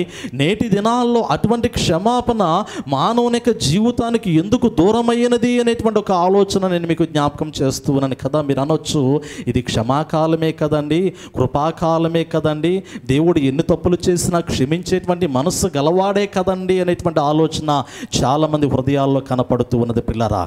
కానీ వాక్యము స్పష్టము చేస్తూ ఉంది, ఆ అజ్ఞాన కాలంలో దేవుడు విడిచిపెట్టాడేమో, కానీ ప్రస్తుత కాలంలో దేవుడు విడిచిపెట్టడానికి ఇష్టపడలేదు అనేటువంటి మాట జ్ఞాపకం చేయబడుతూ ఉంది. ఆనాడు తప్పు చేసినటువంటి వ్యక్తి యొక్క జీవితాన్ని దేవుడు చూసి వెంటనే అతనికి శిక్ష విధించడం ప్రారంభిస్తూ ఉన్నాడు. ఆనాటి దినాల్లో ఎవరైతే తప్పులు చేస్తూ ఉన్నారో, ఎవరైతే పాపము చేస్తూ ఉన్నారో, ఎవరైతే తిరుగుబాటు చేస్తూ ఉన్నారో, ఎవరైతే ఆజ్ఞను అతిక్రమిస్తూ ఉన్నారో, మరుక్షణము వారి యొక్క జీవితంలోనికి రావాల్సినటువంటి ఉగ్రత ఆనాటి దినాల్లోనే, వారు బ్రతికి ఉన్నటువంటి దినాల్లోనే దేవుడు వారి జీవితంలోనికి తీసుకొచ్చాడు కదా. కోరాహుని గమనించగలిగితే, మోషే నాయకత్వంలో ఇశ్రాయేల్ ప్రజలు కనాను దేశంలోనికి నడిపించబడేటువంటి సమయంలో కోరాహు నాయకుడైనటువంటి కోరాహు మోషే మీదను దేవుని మీదను తిరుగుబాటు చేసినటువంటి సమయంలో కోరాహు, దాతాను, అభిరాము వారందరూ కూడా నేల రెండుగా చీలిపోయి సజీవ సమాధి చేయబడినట్లుగా ఇంచుమించు 350 మంది సజీవ సమాధి అయిపోయినట్లుగా మనం చూడగలుగుతూ ఉన్నాం. ఏమిటి ఆనాటి దినాల్లో దేవుడు ఎందుకు వారికి కృపను అనుగ్రహించలేదు? వారు తప్పు చేసినప్పుడు ఎందుకు వారు సజీవ సమాధితో కూడినటువంటి మరణాన్ని పొందుకున్నారు? ఇశ్రాయేల్ ప్రజలు ఆహారం కొరకు దేవుని మీద సనిగినటువంటి సమయంలో ఆహారము పెట్టినటువంటి దేవుడు సమృద్ధమైనటువంటి ఆహారము వారు భుజించినటువంటి క్రమంలో ఆ ఆహారము వారి పళ్ళల్లో ఉండగానే ఎందుకు మరలా వారిని మరణానికి అప్పగించాడు? ఆనాటి దినాల్లో వారి కోరికలు తీర్చబడుతూ ఉన్నాయి. దేవుని యొక్క ఉగ్రతానమైనటువంటి తీర్పు కూడా వారి జీవితంలో ఆనాడే ఆ క్షణంలోనే దేవుడు వారికి అనుగ్రహించినట్లుగా మనం చూడగలుగుతూ ఉన్నాం. నిజమే ప్రియులారా, నేను అంటాను కదా, ఈ కాలం కన్నా ఆనాటి కాలమే నిజమైనటువంటి కృపాకాలము. సరిదిద్దుకునేటువంటి అవకాశం ఒకవేళ దేవుడు అనుగ్రహించేటువంటి వాడేమో, కానీ ప్రస్తుత దినాల్లో దేవుని యొక్క వాక్యము మాట్లాడుతున్నటువంటి మాటల్లో ఒక ప్రాముఖ్యమైనటువంటి మాట ఏమిటంటే, ఇక్కడ పౌలు భక్తుడు గుర్తు చేస్తున్నటువంటి మాట ఏమిటంటే, చూడండి 31వ వచనంలో అంటాడు కదా, ఎందుకనగా తాను నియమించిన మనుష్యుని చేత నీతిని అనుసరించి భూలోకమునకు తీర్పు తీర్చబోయాడు ఒక దినమును నిర్ణయించి ఉన్నాడు అంటాడు. తీర్పు తీర్చబోయేటువంటి ఒక దినాన్ని దేవుడు నిర్ణయించాడు. ఆ దినాన్ని ఎవరు కూడా తప్పించుకోలేరు. అది దేవుడు నిర్ణయించినటువంటి దినము. దేవుడే సిద్ధపరిచాడు. ఆ దినాన్ని దేవుడు నిర్ణయించాడు. ఆ దినము మనుష్య కుమారునికి కూడా తెలియదు. ఒక మాటలో చెప్పాలి అంటే కదా, యేసు ప్రభువు అంటాడు, దొంగ వలె ఆయన వచ్చుచున్నాడు అనేటువంటి మాటను గుర్తు చేస్తూ ఉన్నాడు. రెండవ రాకడ పర్యాయంలో ఆయన వచ్చుచున్నటువంటి దినమును జ్ఞాపకం చేస్తూ ఉన్నాడు. ఇక్కడ అంటాడు కదా, తీర్పు తీర్చేటువంటి దినమును గురించి జ్ఞాపకం చేస్తూ ఉన్నాడు. తీర్పు తీర్చేటువంటి అధికారం ఎవరికి ఇవ్వబడిందంటే, మనుష్య కుమారునికి ఇవ్వబడినటువంటి అధికారం గురించి మనకి ఇక్కడ మాట్లాడుతూ ఉన్నాడు. అంత మాత్రమే కాదు, కానీ ఆ యొక్క వచ్చిన భాగాన్ని గమనించగలిగితే, మృతులలో నుండి ఆయనను లేపినందున దీన్ని నమ్ముటకు అందరికీ ఆధారము కలగజేసి ఉన్నాడు. యేసు ప్రభువారు సకల మానవాళి పట్ల చూపినటువంటి అమితమైనటువంటి ప్రేమ, ఆశ్చర్యమైనటువంటి ప్రేమ, కలవరలో ప్రేమ, మన బలహీనతలను భరించినటువంటి ప్రేమ, నేటి దినాల్లో ఆ ప్రేమే ప్రియులరా అలుసైపోయినటువంటి ప్రేమ కదా, అలుసైపోయినటువంటి ప్రేమ. నేటి దినాల్లో ప్రభువుని నిర్లక్ష్యం చేసిన రీతిలో ఎవరినైనా మనం నిర్లక్ష్యం చేస్తామా? నీ ఇంటిలో నీ కొడుకు నువ్వు నిర్లక్ష్యం చేస్తావా? నీ తండ్రిని నువ్వు నిర్లక్ష్యం చేస్తావా? నీ ఇంటిలో నీ రక్త సంబంధికులను నువ్వు నిర్లక్ష్యం చేస్తావా? నీ వృత్తిని నువ్వు నిర్లక్ష్యం చేస్తావా కదా? ఈ నేటి దినాల్లో ఉద్యోగానికి ఇచ్చినటువంటి ప్రాముఖ్యతను నువ్వు దేవునికి ఇవ్వగలుగుతావా? ఉద్యోగము చేయటానికి వెళ్ళేసి మంచివాడు రేయి మొదటి జామున లేచి ఉద్యోగమునకు వెళ్ళటానికి సిద్ధపడతాడు కదా. నేటి దినాల్లో కాలేజీకి వెళుతున్నటువంటి పిల్లలు, స్కూల్కి వెళుతున్నటువంటి పిల్లలు ఉదయకాల సమయంలో లేచి స్కూల్కి వెళ్ళటానికి, కాలేజీకి వెళ్ళడానికి సిద్ధపడతారు. అదే దేవుని మందిరానికి వచ్చేటువంటి సమయంలో సిద్ధపడతారా? ఒక ఉద్యోగానికి వెళ్ళేటువంటి సమయంలో సిద్ధపడేటువంటి సిద్ధపాటు దేవుని మందిరంలోనికి వచ్చేటువంటి సమయంలో ఉంటుందా? ఆ సమయానికి ఇచ్చినటువంటి విలువ ఈ సమయానికి ఇవ్వగలుగుతారా? దేవుడు చూస్తున్నాడు కదా. మనం చదివాం ఇందాక కీర్తనల గ్రంథము 11వ సంకీర్తన మనం గమనించగలిగినట్లయితే 4వ వచనంలో అంటాడు కదా, యెహోవా తన పరిశుద్ధ ఆలయములో ఉన్నాడు, యెహోవా సింహాసనము ఆకాశమందున్నది, ఆయన నరులను కన్నులారా చూచుచున్నాడు, తన కను దృష్టి చేత ఆయన వారిని పరిశీలించుచున్నాడు. యెహోవా నీతిమంతులను పరిశీలించును, దుష్టులను బలాత్కారాసక్తులను ఆయనకు అసహ్యులు, దుష్టుల మీద ఆయన ఉరులు కురిపించును, అగ్ని గంధకములను వడిగాలి వారికి పానీయ భాగమైన. ఎంత ప్రాముఖ్యమైనటువంటి మాట. దేవుడు చూస్తున్నాడు. ఆకాశమందు ఆసీనుడైనటువంటి దేవుడు, పరిశుద్ధమైనటువంటి సింహాసనం మీద నివాసమైనటువంటి దేవుడు లోకమునటువంటి నరులందరినీ కూడా కనులారా చూస్తున్నాడు. ఆయన కనుదృష్టి నుంచి ఏ నరుడు కూడా తప్పించుకోలేడు. ఈరోజు నువ్వు తప్పించుకుంటావనే ఆలోచన నీకు ఉండొచ్చేమో, ఈరోజు నువ్వు ఆయన్ని భ్రమపరుస్తున్నాను అనేటువంటి ఆలోచన నీకు ఉండొచ్చేమో. నువ్వు సేవకుని మోసం చేయొచ్చేమో, కానీ దేవుని మోసం చేయగలుగుతావా కదా? నువ్వు సేవకుని మోసం చేయగలుగుతావేమో, కానీ దేవుని మోసం చేయగలుగుతావా? లోకములోటువంటి తండ్రి కనుదృష్టి నుంచి కొడుకు దాచబడతాడేమో, కానీ పరమ తండ్రి అయినటువంటి దేవుని నుంచి ఒక కొడుకు దాచబడతాడా? ఒక దేవుని బిడ్డ మరుగై ఉంచాడా? పరమ తండ్రి అయినటువంటి దేవుని యొక్క సముఖములోండి, ఆయన సన్నిధిలోండి పారిపోవడానికి ప్రయత్నించినా కానీ ఎంత లెక్క పారిపోగలుగుతావు? ఎంతవరకు నువ్వు ఆయన విడిచి తిరగలాడగలుగుతూ ఉంచావు? దేవుని యొక్క వాక్యంలో హెచ్చరిస్తున్నది మాటను గమనించగలిగితే పిల్లరా, నేటి దినాల్లో దేవుని సన్నిధి నిర్లక్ష్యము చేయబడుతున్నటువంటి విధానము దేవునికి దుఃఖాన్ని కలిగిస్తూ ఉంది, దేవునికి వేదన కలిగిస్తూ ఉంది. అంత మాత్రమే కాదు కానీ రౌద్రము కనపడుతూ ఉంది పిల్లరా, క్రోధము కనపడుతూ ఉంది. ప్రాముఖ్యమైనటువంటి మాట ఇదే. దేవుడు చూస్తూ ఉన్నాడు, ఉగ్రత కలిగినటువంటి వాడై చూస్తూ ఉన్నాడు. ఆయన ఒక ప్రక్క ప్రేమను కనపరిచేటువంటి వాడే, రెండో ప్రక్కలో మనం గమనించగలిగితే పిల్లరా, ఆయన నీ మీద ఎంత ప్రేమ చూపించాడో, నీ కొరకు ఎంతగా నలగొట్టబడ్డాడో, నీ కొరకు ఎంతగా ప్రాణము పెట్టాడో, నీ కొరకు మరణమైపోయి నీవు జీవంలోనికి రావాలని ఎంతగా ఆశపడ్డాడో, ఆయన యొక్క ఆశకు అనుకూలమైనటువంటి రీతిలో నీ జీవితం కనపడకపోతే పిల్లరా, అంతకి రెండంతలుగా నీ మీద రౌద్రము కలిగినటువంటి వాడుగా నిన్ను శిక్షించడానికి ఆయన సిద్ధపడుతూ ఉన్నాడు. ఇది అక్షర సత్యము.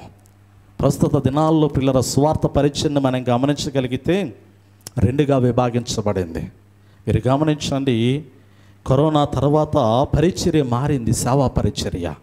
ప్రాస్పరిటీ గాస్పుల్ అనేటువంటిది ఒక కొత్తగా ప్రవేశించింది లోకంలోనికి. కరోనా దినము మొదలుకొని కరోనా కాలంలో ఈ యొక్క గాస్పుల్ అనేటువంటిది లోకంలోనికి వచ్చింది. అంటే అదేమో కాదు కానీ, నువ్వు ఆర్థిక ఇబ్బందుల్లో ఉన్నావా, దేవుడు నిన్ను దీవించబోతూ ఉన్నాడు. నువ్వు అనారోగ్య సమస్యల్లో ఉన్నావా, దేవుడు నిన్ను బాగు చేయబోతూ ఉన్నాడు. నువ్వు కష్టాల్లో ఉన్నావా, శ్రమల్లో ఉన్నావా, దేవుడు నీకు తోడై ఉన్నాడు. నీకు ఉద్యోగం లేదా, దేవుడు నీకు ఉద్యోగం ఇవ్వబోతూ ఉన్నాడు. నీవు ఆర్థికపరమైనటువంటి ఆ సమస్యలతో, కుటుంబ సమస్యలతో బాధపడుతూ ఉన్నావా, దేవుడు అన్నిటిని తీర్చివేయబోతూ ఉన్నాడు. నిజంగా ఈ లోకంలో ఒక మనిషికి అనుకూలమైనటువంటి బోధ అనేటువంటిది ప్రవేశించింది పిల్లల. కరోనా తర్వాత మనం గమనించగలిగితే మానవుని యొక్క ఆలోచనలు చాలామంది సేవకులు గుర్తిరిగారు. సేవా పరిచయం ఎలా మారిపోయిందంటే, నిజంగా మీరు ఏమైనా అనుకోండి కానీ నేను చెప్పగలిగినటువంటి వాక్యాన్ని నేను మీకు ఎదురుకు తీసుకుని వస్తాను. ప్రస్తుత దినాల్లో కాపరుల యొక్క తత్వం అనేటువంటిది, సేవకుల యొక్క ఆలోచన విధానం అనేటువంటిది ఎలా మారిపోయిందంటే ఒక వ్యక్తి యొక్క బలహీనత ఏమిటో తెలుసుకుంటూ ఉన్నాడు.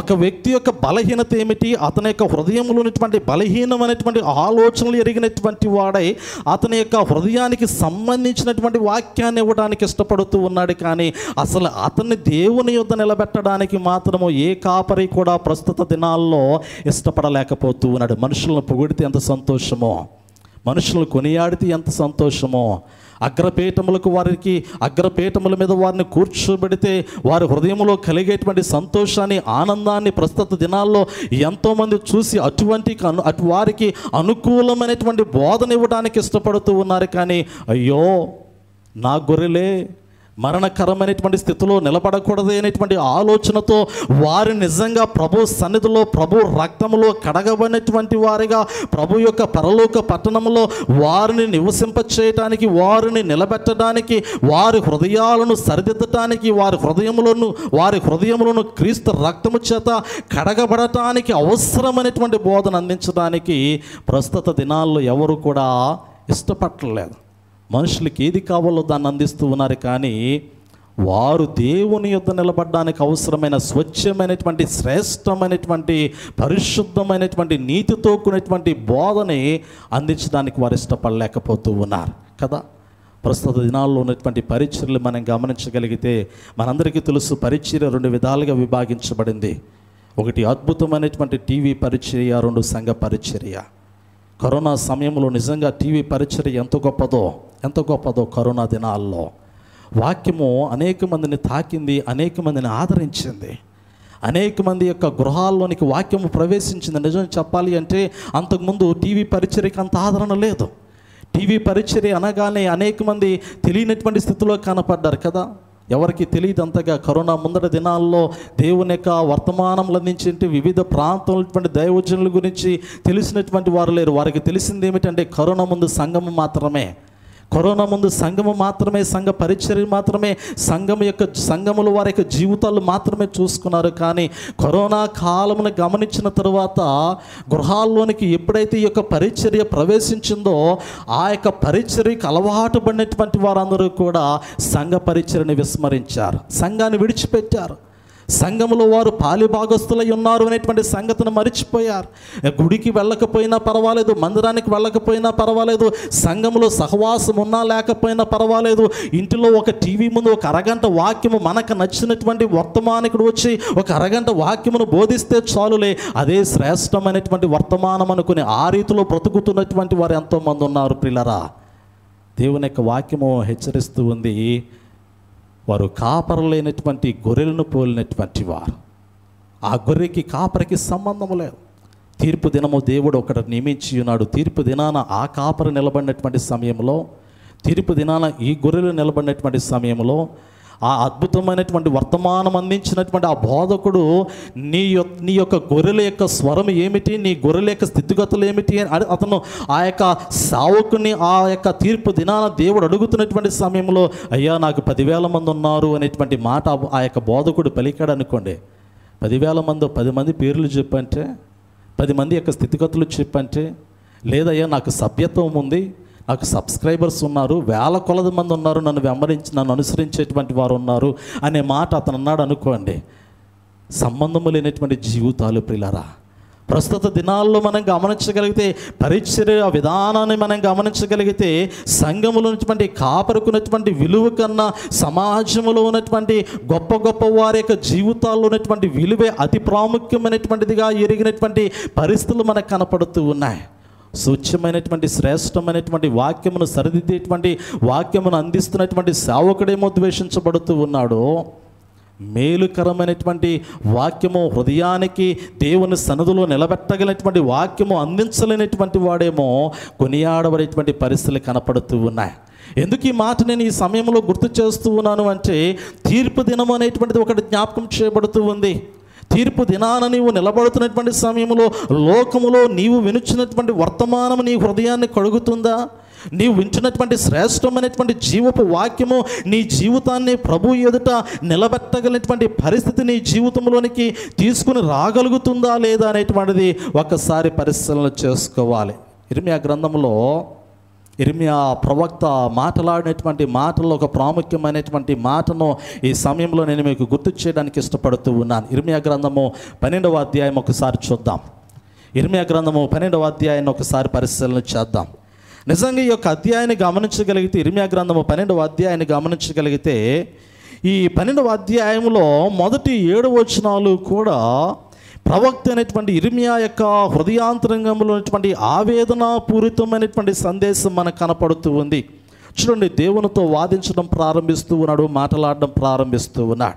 12వ అధ్యాయం, యెహోవా నేను నీతో వాదించినప్పుడు నీవు నీతిమంతుడుగా కనపడదువు. అయినను న్యాయము విధించుటను గూర్చి నేను నీతో మాట్లాడుదును. దుష్టులు తమ మార్గములలో వర్ధిల్లనేలా మహావిశ్వాసఘాతకులు సుఖింపనేలా నీవు వారిని నాటుచున్నావు. వారు వేరు తన్నుచున్నారు, వారు ఎదిగి ఫలములిచ్చుచున్నారు. వారి నోటికి నీవు సమీపంగా ఉన్నావు, కానీ వారి అంతరింద్రియములకు దూరంగా ఉన్నావు. ఆవేదన, ప్రవక్త యొక్క ఆవేదన గమనించండి. ఇర్మియా ప్రవక్త యొక్క హృదయాంతరంగంలో ఒక భయంకరమైనటువంటి వేదన కనపడుతూ ఉంది. దేవునితో వాదించడం ప్రారంభిస్తూ ఉన్నాడు, దేవునితో మాట్లాడడం ప్రారంభిస్తూ ఉన్నాడు. అంటూ ఉన్నాడు కదా, నీవు నీతిమంతుడిగా కనపడుతూ ఉన్నావు. మరి లోకములో మనుషులేంటి ఇలా తయారయ్యారు? నువ్వు నీతిమంతుడువు కదా, నువ్వు యథార్థవంతుడువు కదా, నీవు న్యాయమును చూస్తున్నటువంటి వాడవు కదా, నీవు సకల మానవాళ్ళను చూచి వారికి జీవితాలను పరిగణలోనికి తీసుకుంటున్నటువంటి వాడవు కదా, నువ్వు తప్పు చేసినప్పుడు తప్పు అని చెప్పడానికి ఎందుకు నోరు మెదపట్లేదు? ఇది తప్పు అని ఎందుకు వారితో చెప్పించట్లేదు? వారి హృదయాలు మారితే వారు దేవుని సన్నిధిలో నిలబడతారు కదా. మరి వారి యొక్క జీవితాలు సంపూర్ణంగా మార్చబడటానికి మరి దేవుని యొక్క వాక్యము విరివిగా ప్రకటించబడుతున్నటువంటి సమయంలో ఎందుకు వారి యొక్క హృదయములు ఆ వాక్యము తాకలేటువంటి పరిస్థితి కనపడుతుంది? నిజమే కదా. ఎంతమంది మార్పు చెందగలుగుతూ ఉన్నారు? ఎంతమంది మారు మనసును అందుకోగలుగుతూ ఉన్నారు? చిన్నప్పటి నుండి వింటున్నటువంటి వాక్యమే, యవ్వన ప్రాయంలో మాట్లాడినటువంటి వాక్యమే, మరి వృద్ధాప్యంలోనికి వచ్చేంత వరకు కూడా అదే వాక్యము పదే పదే మాట్లాడుతూ ఉంది. ఇక్కడ ఇర్మియా ప్రవక్త మాట్లాడుతూ ఉన్నాడు దేవునితో. అంటున్నటువంటి మాటలో ప్రాముఖ్యమైనటువంటి మాట, దుష్టులు తమ మార్గములలో వర్తిల్లనేలా మహావిశ్వాసఘాతకులు సుఖింపనేలా నీవు వారిని నాటుచున్నావు. వారు వేరు తనుచున్నారు, వారు ఎదిగి ఫలములు నిచ్చుచున్నారు. వారి నోటికి నువ్వు సమీపంగా ఉన్నావు, కానీ వారి అంతరింద్రియములకు దూరంగా ఉన్నావు. నిజమే, నీవు వారికి సమీపంగా ఉన్నావు, కానీ నోటి వరకు వెళ్ళావు, కానీ హృదయంలోకి ఎందుకు వెళ్ళట్లేదు? ఆశ్చర్యం. నిజంగా ఎంత ఆశ్చర్యకరమైనటువంటి మాటలు అంటే, నాలుక మీద దేవుని నామము స్తుతించబడుతుందేమో కానీ హృదయంలో దేవుడు ఆరాధించబడలేకపోతూ ఉన్నాడు.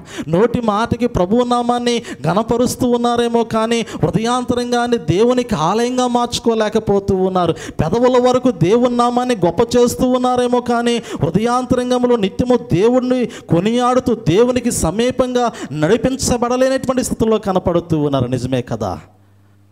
ఇర్మియా ప్రవక్త దేవునితో ఈ మాట అంటూ ఉన్నాడు, నువ్వు వారిని వర్ధిల్లపు చేసావు కదా, నువ్వు వారిని వృద్ధిలోనికి తీసుకొచ్చావు కదా, వారిని నీవే నాటావు కదా, వారికి ఫలభరితమైనటువంటి ఆశీర్వాదాలను ఇచ్చావు కదా, ఎందుకు చివరికి వారిని దుష్టులుగా విశ్వాసఘాతులుగా విడిచిపెట్టావు? వారు అభివృద్ధి చెందారు, వారు వర్ధిల్లుతూ ఉన్నారు, వారు సుఖిస్తూ ఉన్నారు, వారు సర్వం అనుభవిస్తూ ఉన్నారు, కానీ ఎందుకు వారిని ఇంకా దుష్టులుగానే విశ్వాసఘాతుకులుగానే వారి జీవితాలను అలాగే ఉండినట్లు విడిచిపెట్టేశావు? వారికి నోటికి దగ్గరగా వెళ్ళి ఎందుకు హృదయంలోనికి ప్రవేశించలేకపోతూ ఉన్నావు? హృదయాంతరంగాన్ని ఎందుకు మార్పు నొందేటువంటి స్థితిలోనికి వారి యొక్క జీవితాలను నడిపించలేకపోతూ ఉన్నావు? ఇది ఇర్మియా ప్రవక్త యొక్క ఆవేదన. నిజమే కదా. ఎంత ప్రాముఖ్యమైనటువంటి మాట. ఎన్ని సంవత్సరాలు దేవాలయంలోనికి వస్తే ఏం ప్రయోజనమో? హృదయాంతరంగము దున్నబడకపోతే, హృదయాంతరంగము ఫలభరితమైనటువంటి శ్రేష్టమైనటువంటి జీవపు వాక్యము చేత వర్ధిల్లకపోతే, నోటి మాట చేత ప్రభువా ప్రభువా ప్రభు అని పిలిచి ఎంతకాలము దేవుని సన్నిధిలోనికి వచ్చినా ఏమి ప్రయోజనమో? విశ్వాసఘాతుడిగా మిగిలిపోతావేమో, దుష్టుడిగా మిగిలిపోతావేమో, దేవునికి విరోధమైనటువంటి స్థితిలో ఒకవేళ విడవబడేటువంటి స్థితిలో ఉండిపోతూ ఉన్నావేమో. కలిగిన దాన్ని బట్టి ఆశీర్వాదం అనుకోకో. నేటి దినాల్లో మనకు కలిగినది ఆశీర్వాదం మనం అనుకోవడానికి వీలు లేదు. మనకన్నా గొప్పవారు, దేవుని ఎరగనటువంటి వారు ఎంతోమంది ఆశీర్వాదానికి వారసులుగా కనపడుతూ ఉన్నారు. దేవుని ఎరగనటువంటి వారు అనుకుంటూ ఉన్నారు కదా, మేము ఆశీర్వదించబడినటువంటి వారు అనుకుంటూ ఉన్నారు. నీవు నిజంగా క్రీస్తు రక్తములో కడగబడినటువంటి వాడవైతే దేవుని కుమారునిగా నీవు ఆశీర్వదించబడినటువంటి వాడవు. నీవు ఇంకా క్రీస్తు రక్తములో కడగబడి క్రీస్తు చేత పట్టబడినటువంటి స్థితిలో నువ్వు ఉన్నట్లయితే నీవు ఇంకా దేవుని ఆశీర్వాదము పొందుకోలేదు. దేవుని రాజ్య సంబంధమైనటువంటి ఆత్మ ఫలములను అనుభవించేటువంటి స్థితిలోనికి నీ జీవితాన్ని నీవు నడిపించుకోలేదు అనేటువంటి మాటను ఒకసారి హృదయాంతరంగంలోనికి తీసుకునేటువంటి మాట ఇర్మియా ప్రవక్త ద్వారా మనకు గుర్తు చేయబడుతుంది. నిజంగా పిల్లలు, ఇర్మియా ప్రవక్త ఇంకొక మాట అంటూ ఉన్నాడు. ఈ 12వ అధ్యాయాన్ని గమనించగలిగితే దేవునితో మాట్లాడుతూ ఉన్నటువంటి మాటల్లో వారి హృదయానికి నీవు దూరంగా ఉన్నావు, నోటికి దగ్గరగా ఉన్నావు. తర్వాత చూడండి, యెహోవా నీవు నన్ను ఎరిగి ఉన్నావు, నన్ను చూచుచున్నావు, నా హృదయము నీ పట్ల ఎట్లున్నది, నీవు శోధించుచున్నావు.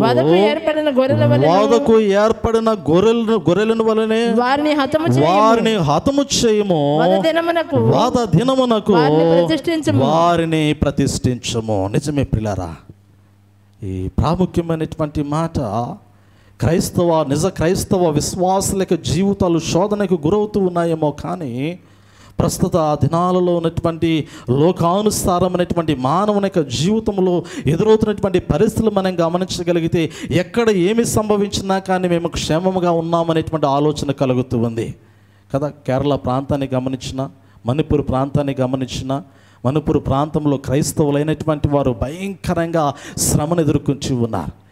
కొన్ని ప్రాంతాల్లో క్రైస్తవులైనటువంటి వారి యొక్క జీవితాల్లో శ్రమలు విస్తరిస్తూ ఉన్నాయి.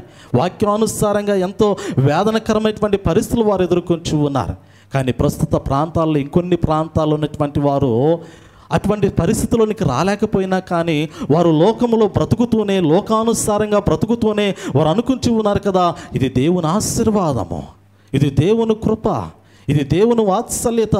మేము పరిపూర్ణంగా దేవునిలో లేకపోయినప్పటికీ కూడా దేవుడు మమ్మల్ని ఎంతగా దీవిస్తూ ఉన్నాడో, మేము దేవుణ్ణి ఆరాధించకపోయినప్పటికీ, ప్రార్థించకపోయినప్పటికీ, మా అవసరతలు ఏమై ఉన్నాయో వాటిని అడగకపోయినప్పటికీ కూడా ధారాళంగా మా దేవుడు మాకు ఇచ్చేస్తూ ఉన్నాడు కదా. మేము దేవుని అడగవసరం లేదు, మా దేవుడు ధారాళంగా మాకు ఇచ్చేస్తాడు. అడగకుండానే ఇచ్చే దేవుడు మనకున్నాడు. నిజమే కదా. ప్రస్తుత దినాల్లో ఉన్నటువంటి క్రైస్తవుల యొక్క ఆలోచన విధానం ఏమిటంటే, మేము ఆయన దగ్గరికి వెళ్ళవసరం లేదు, మోకాళ్ళ మీద ఉండవసరం లేదు, కన్నీరు కార్చవసరం లేదు, పశ్చాత్తాపంతో ప్రార్థన చేయవసరం లేదు, విరిగి నల్లినటువంటి హృదయంతో గోజాడనవసరం లేదు. అటువంటి స్థితి దేవుడు మాకు ఇవ్వలేదు. కానీ ఆ స్థితి రాకుండానే అన్నీ మాకు దేవుడిచ్చేశాడు. కానీ అటువంటి స్వభావాన్ని ఇర్మియా ప్రవక్త ఏమన్నాడు అంటే, వారు వధ కొరకు ప్రతిష్ఠించబడినటువంటి వారు అన్నాడు. ఇర్మియా ప్రవక్త యొక్క ఆలోచన కన్నీరు కార్చకుండా, దేవుని సన్నిధిలో గోజాడకుండా, అనుదినము అనుక్షణము ఆయన పాదాల పట్టుకోకుండా, లోకానుసారంగా బ్రతుకుతూనే అప్పుడప్పుడు దేవుని గుర్తు చేసుకున్నటువంటి వారి యొక్క హృదయాలను బట్టి ఇర్మియా ప్రవక్త ఏమంటూ ఉన్నాడు అంటే, వీరు వధించడానికి ప్రతిష్ఠించబడినటువంటి వారు పరలోకములో ప్రభువుతో ఉండటానికి కాదు, కానీ నిత్య నరకాగ్ని కొరకు వీరు దుష్టులుగాను విశ్వాసఘాతుకులుగాను నియమింపబడినటువంటి వారని ఇర్మియా ప్రవక్త అంటూ ఉన్నాడు. విశ్వాసఘాతుకుడే కదా. దేవుని యొక్క కార్యములు చూస్తున్నటువంటి వాడు, కృతజ్ఞతాభావము లేనటువంటి వాడు విశ్వాసఘాతుకుడా కాదా? అవునా కాదా? విశ్వాసఘాతుకుడే. దేవుడు నీకు క్షేమాన్ని ఇచ్చినప్పుడు క్షేమకరమైనటువంటి స్థితిలో ఉన్నటువంటి నీవు దేవుని పాదాలు చెంత ఉండాలా. అలాంటి స్థితిలో లేనటువంటి వాడు దేవుని దృష్టిలో విశ్వాసఘాతుకుడు, దుష్టుని యొక్క సంబంధిగా కనపడుతున్నటువంటి వాడు. ఇర్మియా ప్రవక్త ఇంకొంచెము మాట్లాడుతూనే దేవుని యొద్ద తన యొక్క హృదయాన్ని వెల్లడపరుస్తూ ఇంకొక మాట అంటాడు కదా 4వ వచనములో, భూమి ఎన్నాళ్ళు దుఃఖింపవలెను, దేశమంతటిలోని గడ్డి ఎన్నాళ్ళు ఎండిపోవలెను, అతడు మన అంతము చూడడా అని దుష్టులు చెప్పుకొనుచుండగా, దేశములో నివసించు వారి చెడుతనము వలన జంతువులను పక్షులను సమసిపోవచ్చున్నవి. పిల్లరా గమనించండి. అయ్యా, ఇంకెంత కాలము నేను త్వరగా వస్తాను, త్వరగా వస్తాను, త్వరగా వస్తాను, త్వరగా వస్తానని చెప్పుచున్నావు. ఇంకెంతకాలం ఈ త్వరగా వచ్చుతున్నటువంటి శబ్దము లోకములటువంటి తరాలు వినాలి. తరములు వెంబడి తరములు, తరములు వెంబడి తరములు కదా. ఎన్ని తరాలో, ఎన్ని తరాలో, ఎన్ని తరాలో. దేవుని యొక్క రాకడ కొరకు కనిపెట్టుకుంటూ సిద్ధపడుతున్నటువంటి తరాలు ఎన్నో కనపడుతూ ఉన్నాయి. ఇర్మియా ప్రవక్త యొక్క ఆవేదన మరి ఒక రీతిలో కనపడుతూ ఉంది. లోకములటువంటి దుష్టులను బట్టి, విశ్వాసఘాతుకులను బట్టి, మరి లోకములు ఉన్నటువంటి భూమంతా కూడా, లోకములటువంటి దేశమంతా కూడా దేవుని యొక్క ఉగ్రతకు గురైపోతూ ఉంది అనేటువంటి ఒక మాట. దేశము పాడవుతూ ఉంది. ఈ దేశము ఎందుకు పాడైపోతూ ఉంది? ఈ దేశము ఎవరిని బట్టి పాడు చేయబడుతూ ఉంది? నిజమే కదా. ఒకసారి ఆలోచన చేస్తే దేశము ఎందుకు పాడు చేయబడుతూ ఉంది? దేశము పాడు చేయబడటానికి ఎవరు కారకులు అవుతూ ఉన్నారు?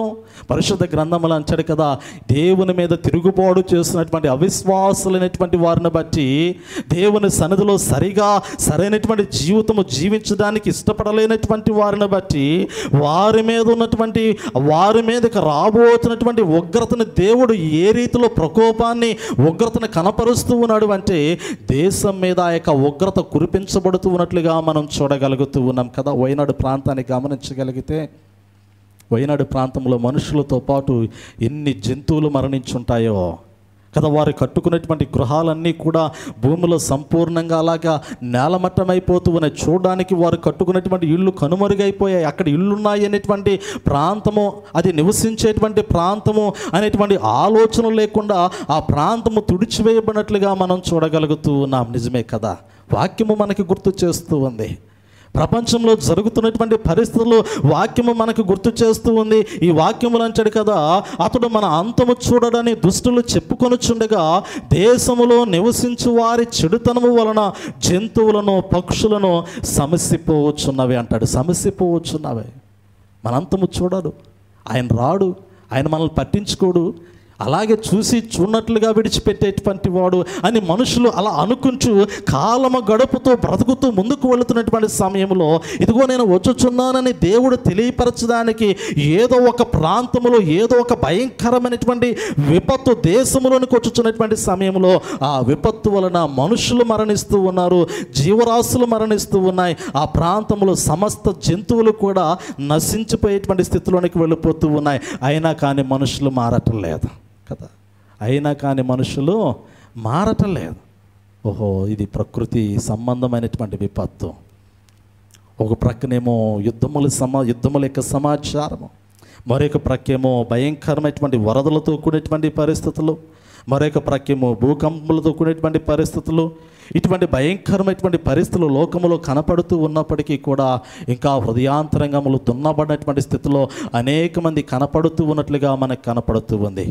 ఇవన్నీ కూడా ఇర్మియా ప్రవక్త మాట్లాడుతున్నటువంటి సమయంలో దేవుని యొక్క ప్రత్యుత్తరము కూడా మనకి ఇక్కడ కనపడుతూ ఉంది.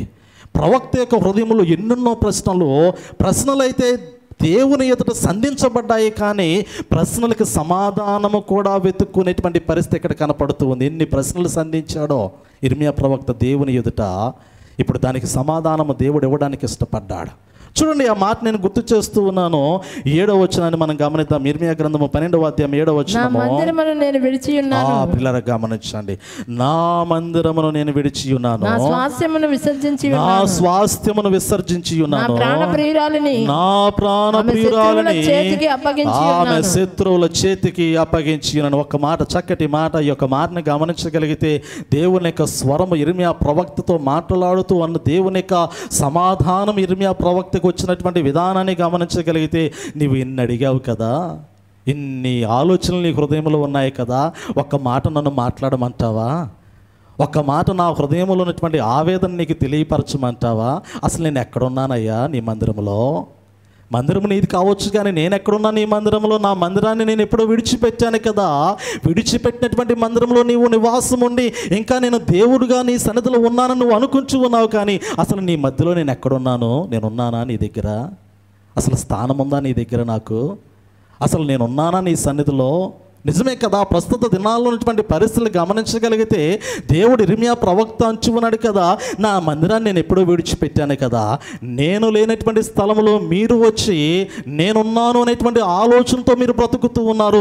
వధ దినము కొరకు మిమ్మల్ని మీరు సిద్ధపరచుకుంటూ ఉన్నారు. నిజమే కదా.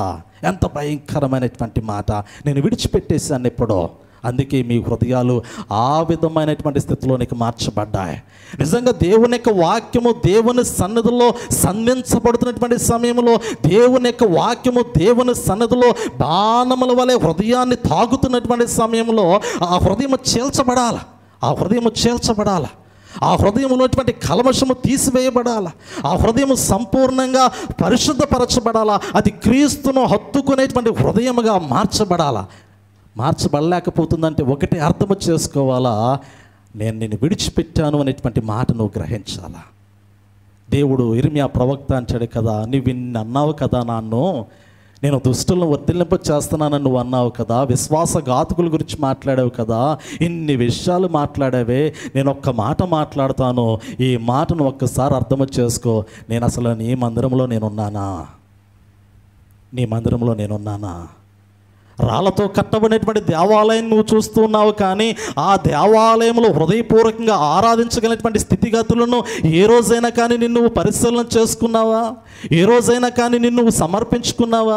ఏ రోజైనా కానీ దేవుని సన్నిధిలో నేనున్నాను అనేటువంటి ఒక ఆలోచన నీ హృదయాంతరంగంలోనికి తీసుకున్నావా? అరే, ఇది పరిశుద్ధ స్థలము, భయభక్తులతో దేవుని స్తుతించాలి, భయభక్తులతో దేవునికి లోబడాలి, ఒక క్రమాన్ని కలిగి ఉండాలి, ఒక విధేయత కలిగి ఉండాలి, దేవునికి అనుకూలమైనటువంటి జీవితము జీవించడానికి అనుక్షణము దేవుని సన్నిధిలో కనిపెట్టుకోవాలి అనేటువంటి ఆలోచన ఏ రోజైనా నీ హృదయాంతరంగంలో కలిగితే నువ్వు క్రీస్తు రక్తంలో కడగబడినటువంటి వాడవు.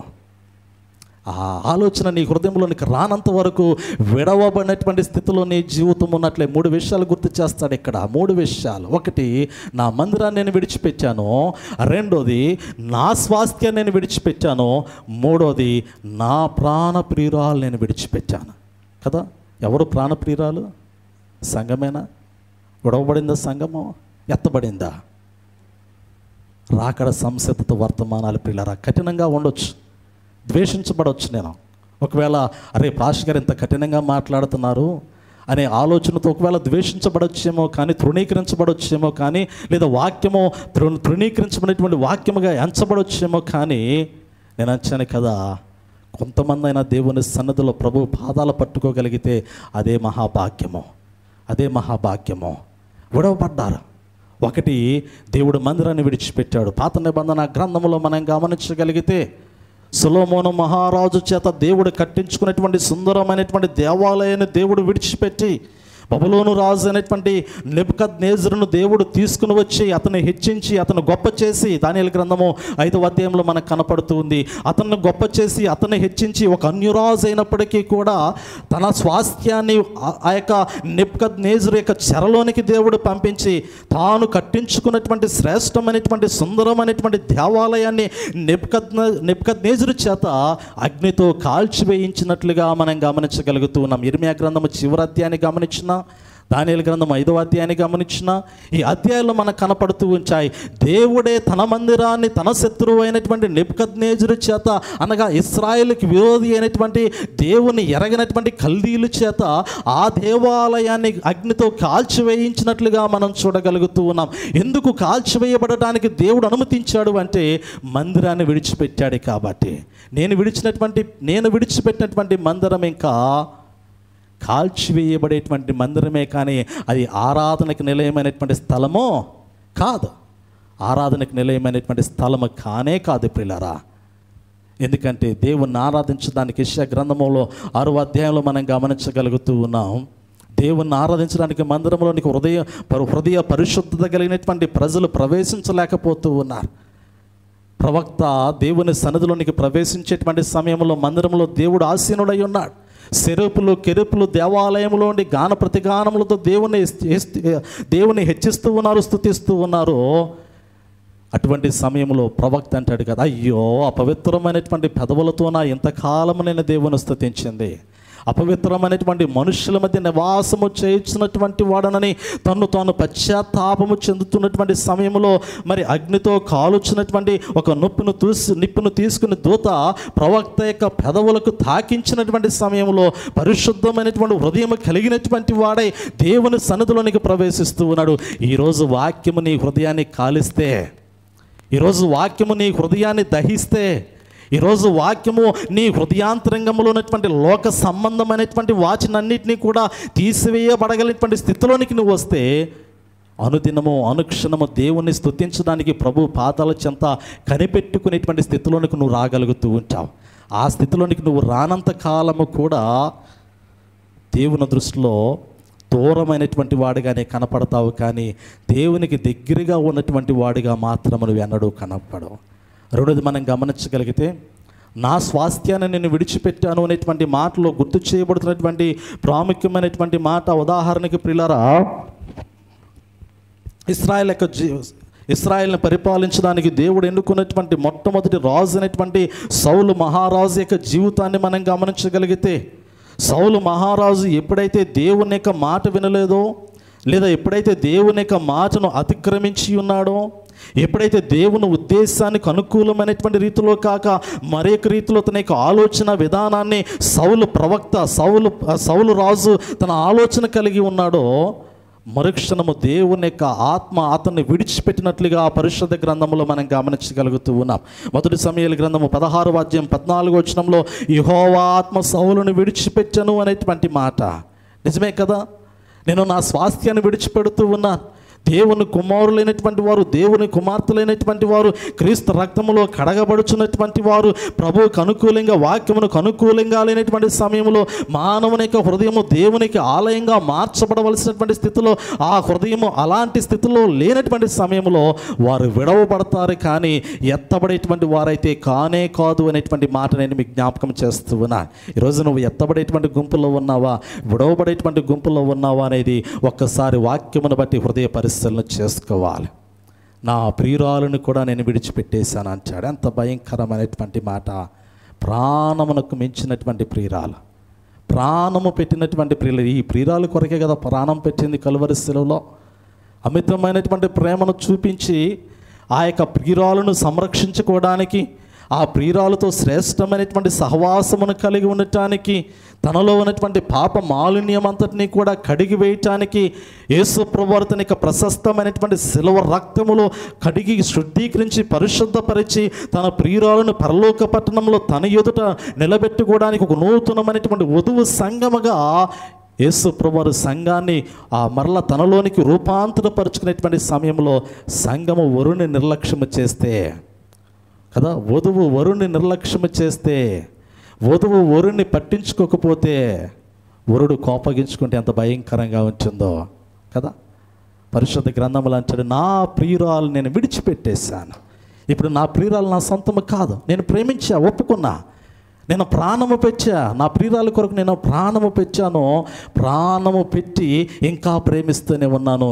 కానీ నా ప్రియురాలు దృష్టిలో నేను ఎలా ఉన్నాను అంటే ఒక అవకాశవాదిలాగా కనపడుతూ ఉన్నాను, అవసరానికి వాడుకునేటువంటి ఒక ఏటీఎం కార్డు లాగా కనపడుతూ ఉన్నాను కదా. నేటి దినాల్లో మనం గమనించగలుగుతున్నాం, ఒక ఏటీఎం కార్డు కదా. దేవుని దగ్గరికి వచ్చి, ప్రభు నాకు అది కావాలంటే ఇచ్చేసేటువంటి వాడు, ఇది కావాలంటే ఇచ్చేసేటువంటి వాడు, నేను ఆ స్థితిలో ఉండాలి, ఈ స్థితిలో ఉండాలి అంటే ఇచ్చేసేటువంటి వాడు. ప్రభు వరుడు ఎలా కనపడుతూ ఉన్నాడంటే అవసరాలు తీర్చేవాడిగా కనపడుతూ ఉన్నాడు, కానీ వరుడుకు అనుకూలమైనటువంటి రీతిలో వధువు సంఘము సిద్ధపడలేనటువంటి పరిస్థితి కనపడుతూ ఉంది. అందుకే అంచాడు కదా, 3 విషయాలు నేను విడిచిపెట్టాను అంచాడు. ఈ ఇర్మియా గ్రంథంలో ఇంకొక మాట నేను మీకు గుర్తు చేస్తాను. అదే అధ్యాయం 12వ అధ్యాయంలోనే 10 నుంచి 11 వచనంలో ఇది ప్రాముఖ్యమైనటువంటి మాట.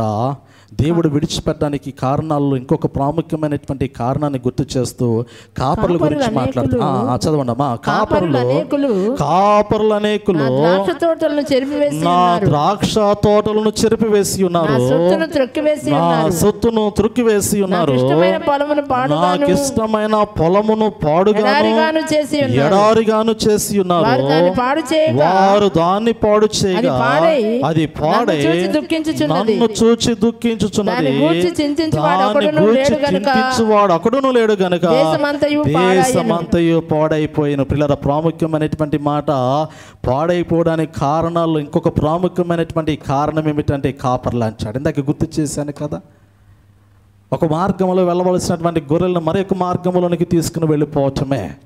ఆ మార్గంలో కూడా ఇదే మాటలు కనపడుతూ ఉన్నాయి. కాకపోతే మాటలో వ్యత్యాసం కనపడుతూ ఉంది. మారు మనసుకు సంబంధించి, రక్షణకు సంబంధించి, సిద్ధపాటుకు సంబంధించినటువంటి మాటల కన్నా భూ సంబంధమైనటువంటి మాటలు మరొక మార్గంలో కనపడుతూ ఉన్నాయి. ఈరోజు నీకు ఏది కావాలో అది మరొక మార్గంలో దొరుకుతుంది, కానీ దేవుని విషయంలో నీ జీవితం ఎలా ఉండాలో అది మాత్రము లోకములో అందించేటువంటి కాపరుల యొద్దకు గొర్రెలు వెళ్ళలేకపోతూ ఉన్నాయి కదా. గొర్రెలు కాపరి యొద్దకు ఎందుకు వెళ్ళలేకపోతూ ఉన్నాయి అంటే, దేవునికి సంబంధించి నీ జీవితం ఎలా ఉండాలో ఒక కాపరి ఆ మార్గంలో నడిపించేటువంటి క్రమంలో అది ఇష్టం లేనటువంటి గొర్రెలు మరొక మార్గంలోనికి వెళ్ళిపోతూ ఉన్నాయి. అందుకే అంటాడు కదా, కాపరులు సంఘములను ఎప్పుడో కూడా పాడు చేసేసారు, పాడు చేయబడ్డాయి. పాడు చేయబడినటువంటి సంఘాలు నేటి దినాల్లో కొన్ని దుఃఖించుతూ ఉన్నాయి. కొందరు దుఃఖిస్తూ ఉన్నారు, వేదన పడుతూ ఉన్నారు. కొందరేమో సంతోషంగా ఉన్నారు, సుఖిస్తూ ఉన్నారు. కొందరేమో దుఃఖపడుతూ ఉన్నారు. కొన్ని ఆత్మలు వేదనతో ఉన్నాయి, కొంతమంది హృదయాలు దుఃఖముతో ఉన్నాయి. అయ్యో, పాడైపోతున్నటువంటి సంఘము కనపడుతూ ఉంది, వేదనతో కూడినటువంటి పరిస్థితులు కనపడుతూ ఉన్నాయి. ఇది ఇంకా నిలబడదా, ఇది ఇంకా కట్టబడదా, ఇంకెంత కాలము దీని యొక్క ఎదుగుదల కొరకు కనిపెట్టుకోవాలి, ఇంకెంత కాలము అభివృద్ధి కొరకు కనిపెట్టుకోవాలి, ఇంకెంత కాలము మారు మనసు కొరకు, రక్షణ కొరకు, పశ్చాత్తాపము కొరకు కనిపెట్టుకోవాలని ఎదురు చూసేటువంటి పరిస్థితులు కనపడుతూ ఉన్నాయి. కానీ ఆ ఎదురుచూపులాగానే కనపడుతుంది, ఎదురుచూపులాగానే కనపడుతుంది. కానీ ఎదురుచూపుకు తగినటువంటి రీతిలో ప్రతిఫలం అయితే కనపడట్లేదు. ఇర్మియా ప్రవక్తతో దేవుడు మాట్లాడుతున్నటువంటి మాటలు ఎప్పుడో పాడు చేయబడ్డాయి కదా ద్రాక్ష తోటలు, ఎప్పుడో పాడు చేయబడింది కదా దేవుని పొలము. పాడు చేయబడినటువంటి ద్రాక్ష తోటలోనికి వెళ్ళి శ్రేష్టమైనటువంటి ద్రాక్ష పంట కోయడానికి నీవు ఎలా ఇష్టపడుతూ ఉన్నావు? పాడు చేయబడినటువంటి పంట దగ్గర నీకు పాడు చేయబడినటువంటిదే కనపడుతుంది, కానీ శ్రేష్టమైనటువంటిది నీవు ఎతకాలి అంటే దొరకదు అనేటువంటి మాట ఈ వాక్య భాగంలోనే దేవుడు గుర్తు చేస్తున్నాడు. చూడండి, ఆ మాట కూడా నేను మీకు గుర్తు చేస్తాను. కాపర్లు పంటను పాడు చేశారు, దేశము పాడైపోయింది. 12వ వచనము, పాడు చేయవారు అరణ్యమందు చెట్లు లేని మెట్టలన్నిటి మీద వచ్చి ఉన్నారు. దేశము యొక్క ఈ కొన నుండి ఆ కొన వరకు యెహోవా ఖడ్గము తిరుగుచు హతము చేయుచున్నది, శరీరులకు క్షేమమేమీ లేదంటాడు. పిల్లలు చూడండి, పాడు చేయబడింది. 1 మందిరాన్ని విడిచాడు, 2 స్వాస్థ్యాన్ని విడిచాడు, 3 సంఘాన్ని విడిచాడు, తర్వాత దేశము పాడైపోయింది. ఈ అన్నిటికీ కారణము, ప్రాముఖ్యమైనటువంటి కారణము, కాపరులు గొర్రెలను మరి యొక్క మార్గములకు తోలికిపోయి సంఘము యొక్క గోడలను నిర్మూలన చేశారు, స్వేచ్ఛతో కూడినటువంటి లోకములోనికి తీసుకుని వెళ్ళింది కదా. ప్రస్తుత దినాల్లో మనం గమనించగలిగితే సంఘములోనికి లోకం వచ్చింది, కానీ లోకములో సంఘము లేదు పిల్లరా కదా. ఈ లోకములో మన సంఘం ఉందా అనుకోవడానికి లేదు, కానీ సంఘములో లోకం ఉందనేటువంటి ఆలోచన, లోకములో లేనటువంటి ఆలోచన సంఘములో వచ్చింది. సంఘములో ఉన్నటువంటి స్వభావాలన్నీ కూడా లోకములో ఉన్నటువంటి స్వభావాలన్నీ కూడా సంఘములో ఉన్నటువంటి బిడ్డల యొక్క హృదయాల్లో కనపడుతూ ఉంటాయి. నిజమే కదా, లోకం ఎక్కడో లేదు, కానీ లోకము సంఘములో ఉన్నటువంటి మానవుల యొక్క హృదయాల్లోనే కనపడుతూ ఉంది. లోకానికి సంబంధించినటువంటి పోకడంతా కూడా ఎక్కడుంది? వెనకటి దినాల్లో దేవుని మందిరంలోనికి వెళ్ళాలి అంటే జాగ్రత్త అనేటువంటి మాటలు పెద్దలు గుర్తు చేస్తారు. ప్రసంగి గ్రంథంలో నీవు దేవుని మందిరంలోనికి వెళ్ళినప్పుడు జాగ్రత్త అంటే నీ ప్రవర్తన జాగ్రత్తగా సరిచూసుకో అంటాడు. ప్రస్తుత దినాల్లో ఎవడు ప్రవర్తన జాగ్రత్తగా సరిచూసుకోగలిగినటువంటి వాడు? ఎవరు పిల్లలు సరైనటువంటి రీతిలో వస్త్రధారణ దేవునికి మహిమకరంగా లేకపోతే ఏ తండ్రి హెచ్చరిస్తూ ఉన్నాడు, ఏ తల్లి గద్దిస్తూ ఉంది కదా. అసభ్యకరమైనటువంటి వస్త్రములు ధరించినప్పుడు, మనుషుల యొక్క దృష్టిని మరల్చేటువంటి వస్త్రములు ధరిస్తూ ఉన్నటువంటి సమయంలో అనేక మంది హేళనగా చూసేటువంటి వస్త్రములను లోకములో ధరించి సంచరిస్తున్నటువంటి క్రమంలో ఏ తండ్రైనా బుద్ధి చెప్పగలుగుతున్నాడా? ఏ తల్లైనా చెప్పగలుగుతుందా? ఎవరైనా పిల్లలకి ప్రయోజనకరమైనటువంటి మాటలు అందించగలుగుతూ ఉన్నారా అంటే అలా చెప్పగలిగినటువంటి పరిస్థితి లేదు. ఎందుకంటే ఇప్పుడు సంఘములోనే లోకం ఉన్నది కాబట్టి, సంఘములోనే లోక పరిస్థితులు ఉన్నాయి కాబట్టి, సంఘములోనే లోకానికి అనుకూలమైనటువంటి వాతావరణ విధానము కనపడుతూ ఉంది కాబట్టి ఇక చెప్పడానికి అవకాశం లేనటువంటి పరిస్థితులు కనపడుతూ ఉన్నాయి. అందుకే ఇర్మియా ప్రవక్తతో దేవుడు మాట్లాడుతున్నటువంటి మాటల్లో అంటాడు కదా, ఇక చెప్పడానికి ఏమీ లేదు. దూత ఖడ్గము పట్టుకొని ఆ చివరి నుంచి ఈ చివరి వరకు తిరగడం ప్రారంభించింది. దేవుడు అనుమతి ఇచ్చాడు. ఇక దూతకి సంచారపు దూత, మరణపు దూత ఖడ్గము దూసి తిరగడం ప్రారంభించింది. దేశములను పాడైపోవడానికి దేవుడు అనుమతి ఇచ్చాడు. ఇక దుఃఖపడడానికి, వేదన పడడానికి, చింతపడడానికి ఆస్కారము లేనిటువంటి స్థితిలో సంహారపు దూతకు దేవుడు అనుమతి ఇచ్చేశాడు.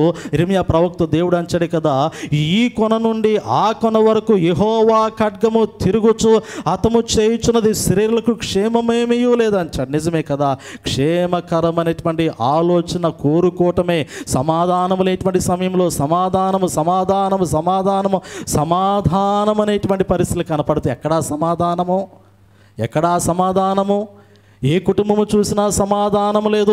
ఏ నరుని యొక్క హృదయాంతరంగము చూసినా సమాధానం లేదు. సమాధానం లేనటువంటి పరిస్థితుల్లో మనుషులు బ్రతుకుతూనే సమాధానకరమైనటువంటి మాటలు మాట్లాడుకుంటూ ఉన్నారు. దేవుడు అంటాడు కదా, ఎక్కడా క్షేమము?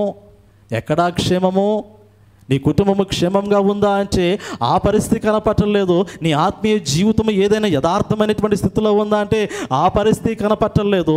మరి సంహారపు దూత తిరుగుతూ ఉన్నటువంటి సమయంలో ఆ దూతను కూడా చూసేటువంటి పరిస్థితి కనపట్టలేదు కదా.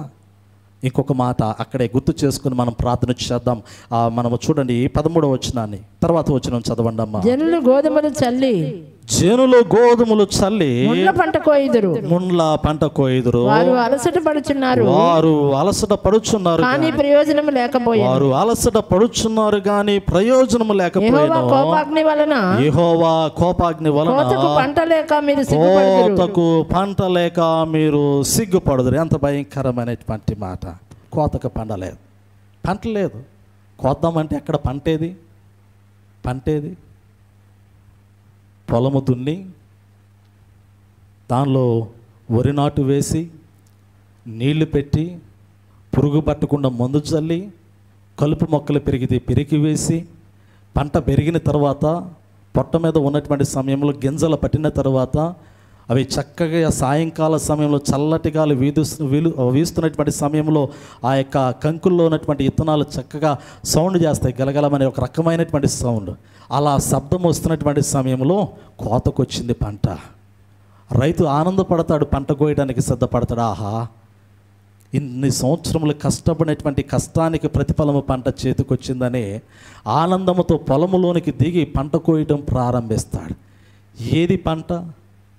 ఇర్మియా ప్రవక్త మాట్లాడుతున్నటువంటి మాటల్లో మనం గమనించగలిగితే జనులు గోధుమలు చల్లి ముండ్ల పంట కోస్తూ ఉన్నారు. చల్లబడుతూ ఉంది, గోధుమలు చల్లుతూ ఉన్నాం. ఇక చివరికి పంట కోద్దామంటే ఏం కొయ్యాలా అంటే ముళ్ళు కొయ్యాల్సి వస్తుంది, కానీ శ్రేష్టమైనటువంటి గోధుమ విత్తనాలు ఎక్కడా కనపరచలేదు. ఎంత ఆవేదనకరమైనటువంటి పరిస్థితి. ఈ మాట దేవుని యొక్క హృదయాంతరంగంలో పగిలిపోయినటువంటి హృదయములో నుండి ఆ దేవుని యొక్క శ్రేష్టమైనటువంటి మాట ప్రవక్త చేత ప్రజలకు వినిపిస్తున్నటువంటి మాట ఏమిటంటే, గోధుమలు చల్లి ముండ్ల పంట కోయుదురు, వారు అలసట పడుచున్నారు కానీ ప్రయోజనము లేకపోయాను. యెహోవా కోపాగ్ని వలన కోతకు పంట లేక సిగ్గుపడేటువంటి పరిస్థితి ఎదురవుతుంది. నిజమే కదా. పంట పండకపోవడానికి గల ప్రాముఖ్యమైనటువంటి కారణము హృదయాలు దున్నపడడానికి అవకాశం ఇవ్వకపోవటమే. ఒక్కసారి నీ హృదయం దున్నపడడానికి అవకాశమే హృదయం లోపల ఉన్నటువంటి రాళ్ళు, రప్పలు, ముండ్లు సమస్తాన్ని దేవుడు తీసివేసి శ్రేష్టమైనటువంటి విత్తనాలను నాటుతాడు. జీవపు విత్తనాలను దేవుడు నాటి సమృద్ధి అనేటువంటి పంటను కోయటానికి దేవుడు ఇష్టపడతాడు. ఈరోజు నీ హృదయాన్ని నువ్వు దేవునికి ఇవ్వడానికి ఇష్టపడినప్పుడు దేవుడు ఎక్కడ పంట కొయ్యాలా? నీ హృదయంలో. ఏ విధంగా నీ హృదయాన్ని కోతకు సిద్ధపరిచేటువంటి హృదయంగా దేవుడు చూడాలా? అందుకే దేవుడు అంచాడు కదా, కోత కోయటానికి పంట లేదయ్యా, అది విడవబడినటువంటి హృదయము. దున్నబడ్డానికి ఆ హృదయం అవకాశం ఇవ్వలేదు. విత్తనాలు నాటాలని ప్రయత్నము చేసినా కానీ నువ్వు ముండ్లను చూస్తావు. ఆ ముండ్లే తప్ప ఆ ముండ్ల మధ్య నువ్వు శ్రేష్టమైనటువంటి గోధుమ పంటను నువ్వు చూడలేవు. అది విడవబడింది, కోత కోయడానికి అవకాశం లేదు అనేటువంటి మాట దేవుడు చక్కగా పలికి ఇర్మియా ప్రవక్తకి సెలవిచ్చినట్లుగా మనం చూడగలుగుతూ ఉన్నాం. నిజమే కదా.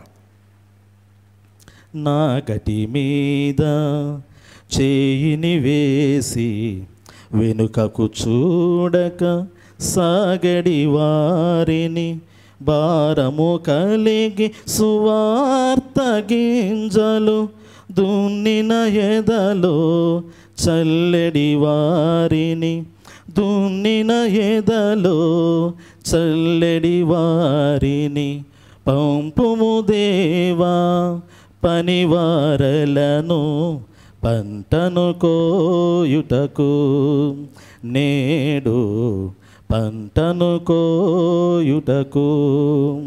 కొంతమంది శ్రమ పడుచుండగా చింతయలేని క్రైస్తవులందరి పంపుము దేవా, పనివారలను పంటను కోయుటకు, నేడు పంటను కోయుటకు. పరమండలము సంతసమొందగా ధరణిలో ఆత్మల సంపద పండగ. పరమండలము సంతసమొందగా ధరణిలో ఆత్మల సంపద పండగ.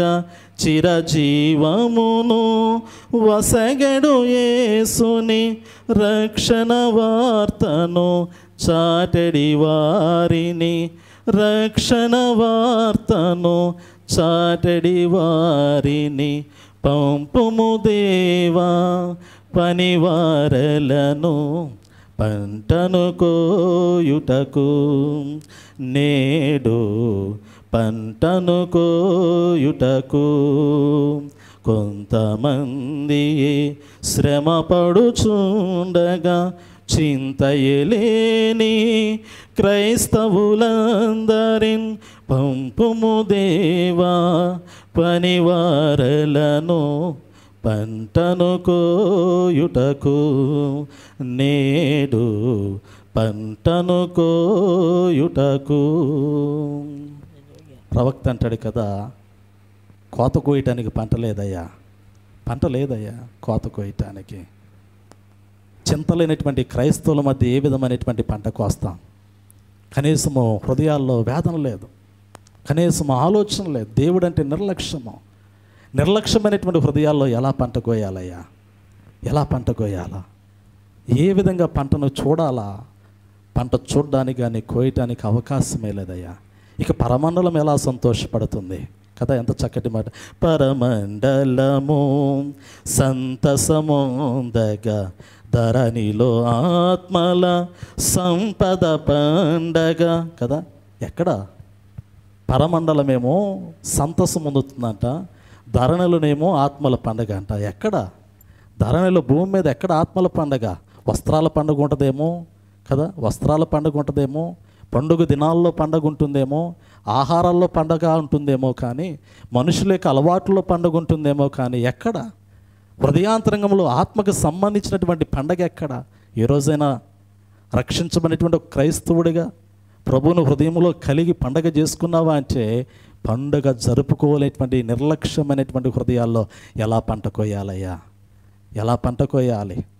ఏ విధంగా పంట కోయాలి? విత్తనాలు విత్తబడుతూ ఉన్నాయి, ముళ్ళతో కూడినటువంటి పంట చూడబడుతూ ఉంది. ఏ విధంగా పంట కోయాలి? ఏ విధంగా పంట కోయాలి?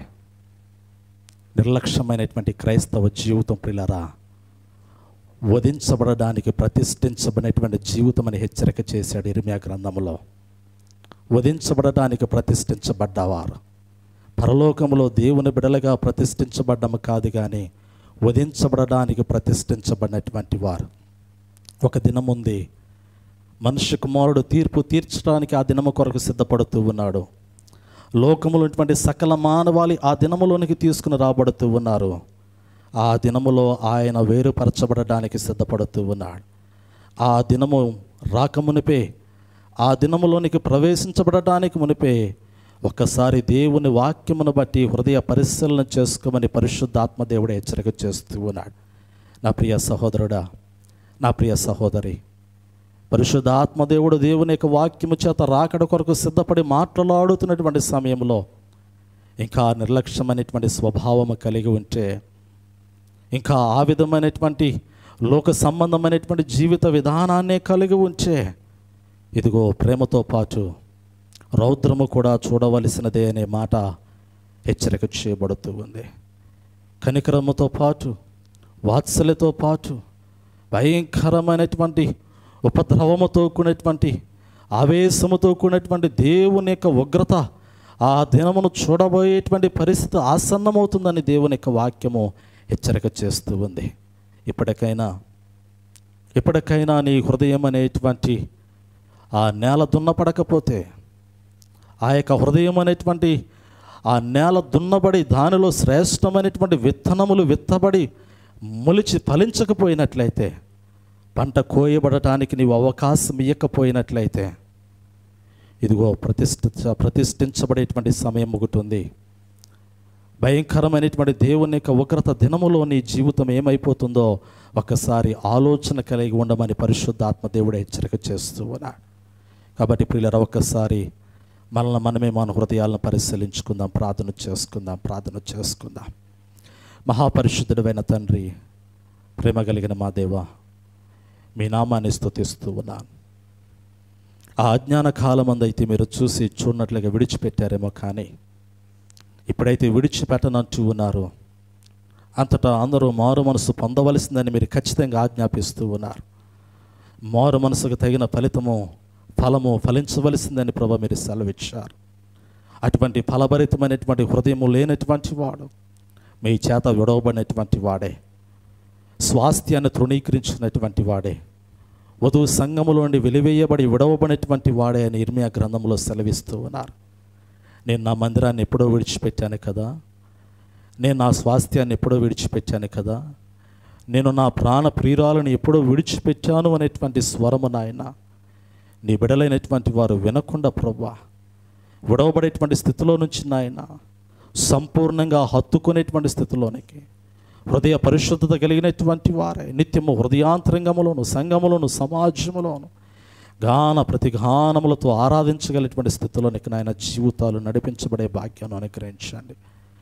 నిర్లక్ష్యమైనటువంటి స్వభావము మరణములో నిలబడుతుందని వాక్యము సెలవిస్తూ ఉంది. మరణకరమైనటువంటి స్థితిలో నుండి శాశ్వతమైనటువంటి జీవములో అయా నీ బిడలైనటువంటి వారిని చూడాలని ఆకాశము నుండి మీరు కనిపెట్టుకుంటూ ఉన్నారు. పరిశుద్ధ స్థలములోని మీరు చూస్తూ ఉన్నారు. దుష్టులకు తీర్పు తీర్చడానికి నాయన ఇదిగో ప్రభు మరి ఆ యొక్క తీర్పు దినంలోనికి నాయన దుష్టులను నీతిమంతులను తీసుకుని రావటానికి నాయన మీరు చూస్తూ ఉన్నారు. ఆ సమయంలో నీ ఎదుట నిలబడినప్పుడు నాయన దుష్టుల యొక్క గుంపులో చేర్చబడినట్లయితే వేదన, దుఃఖము, కన్నీరు, భయంకరమైనటువంటి నరకముతో కూడినటువంటి శ్రమ అనుభవించవలసి వస్తుందని ప్రభు మీరు హెచ్చరిక చేస్తూ ఉన్నారు. నీతిమంతులు నివసించేటువంటి స్థలాన్ని కోరుకోమని నాయన మీరు హెచ్చరిక చేస్తూ ఉన్నారు. అయ్యా, వాక్యమైనటువంటి బిడ్డలందరూ కూడా శ్రేష్టమైనటువంటి, పరిశుద్ధమైనటువంటి, మహోన్నతమైనటువంటి నీతిమంతులు నివసించేటువంటి స్థలములో వారి ఆత్మీయ జీవితాలు కడవరకు కూడా నిలబడినట్లు చూచుకున్నట్లు మీ శ్రేష్టమైనటువంటి పరిశుద్ధాత్మని యొక్క ప్రణాళికలో నడిపించి నీ నామానికి మహిమ తెచ్చుకోమని యేసు క్రీస్తు నామములో అడిగి వేడుకొనొచ్చున్నాము తండ్రి. Amen, amen.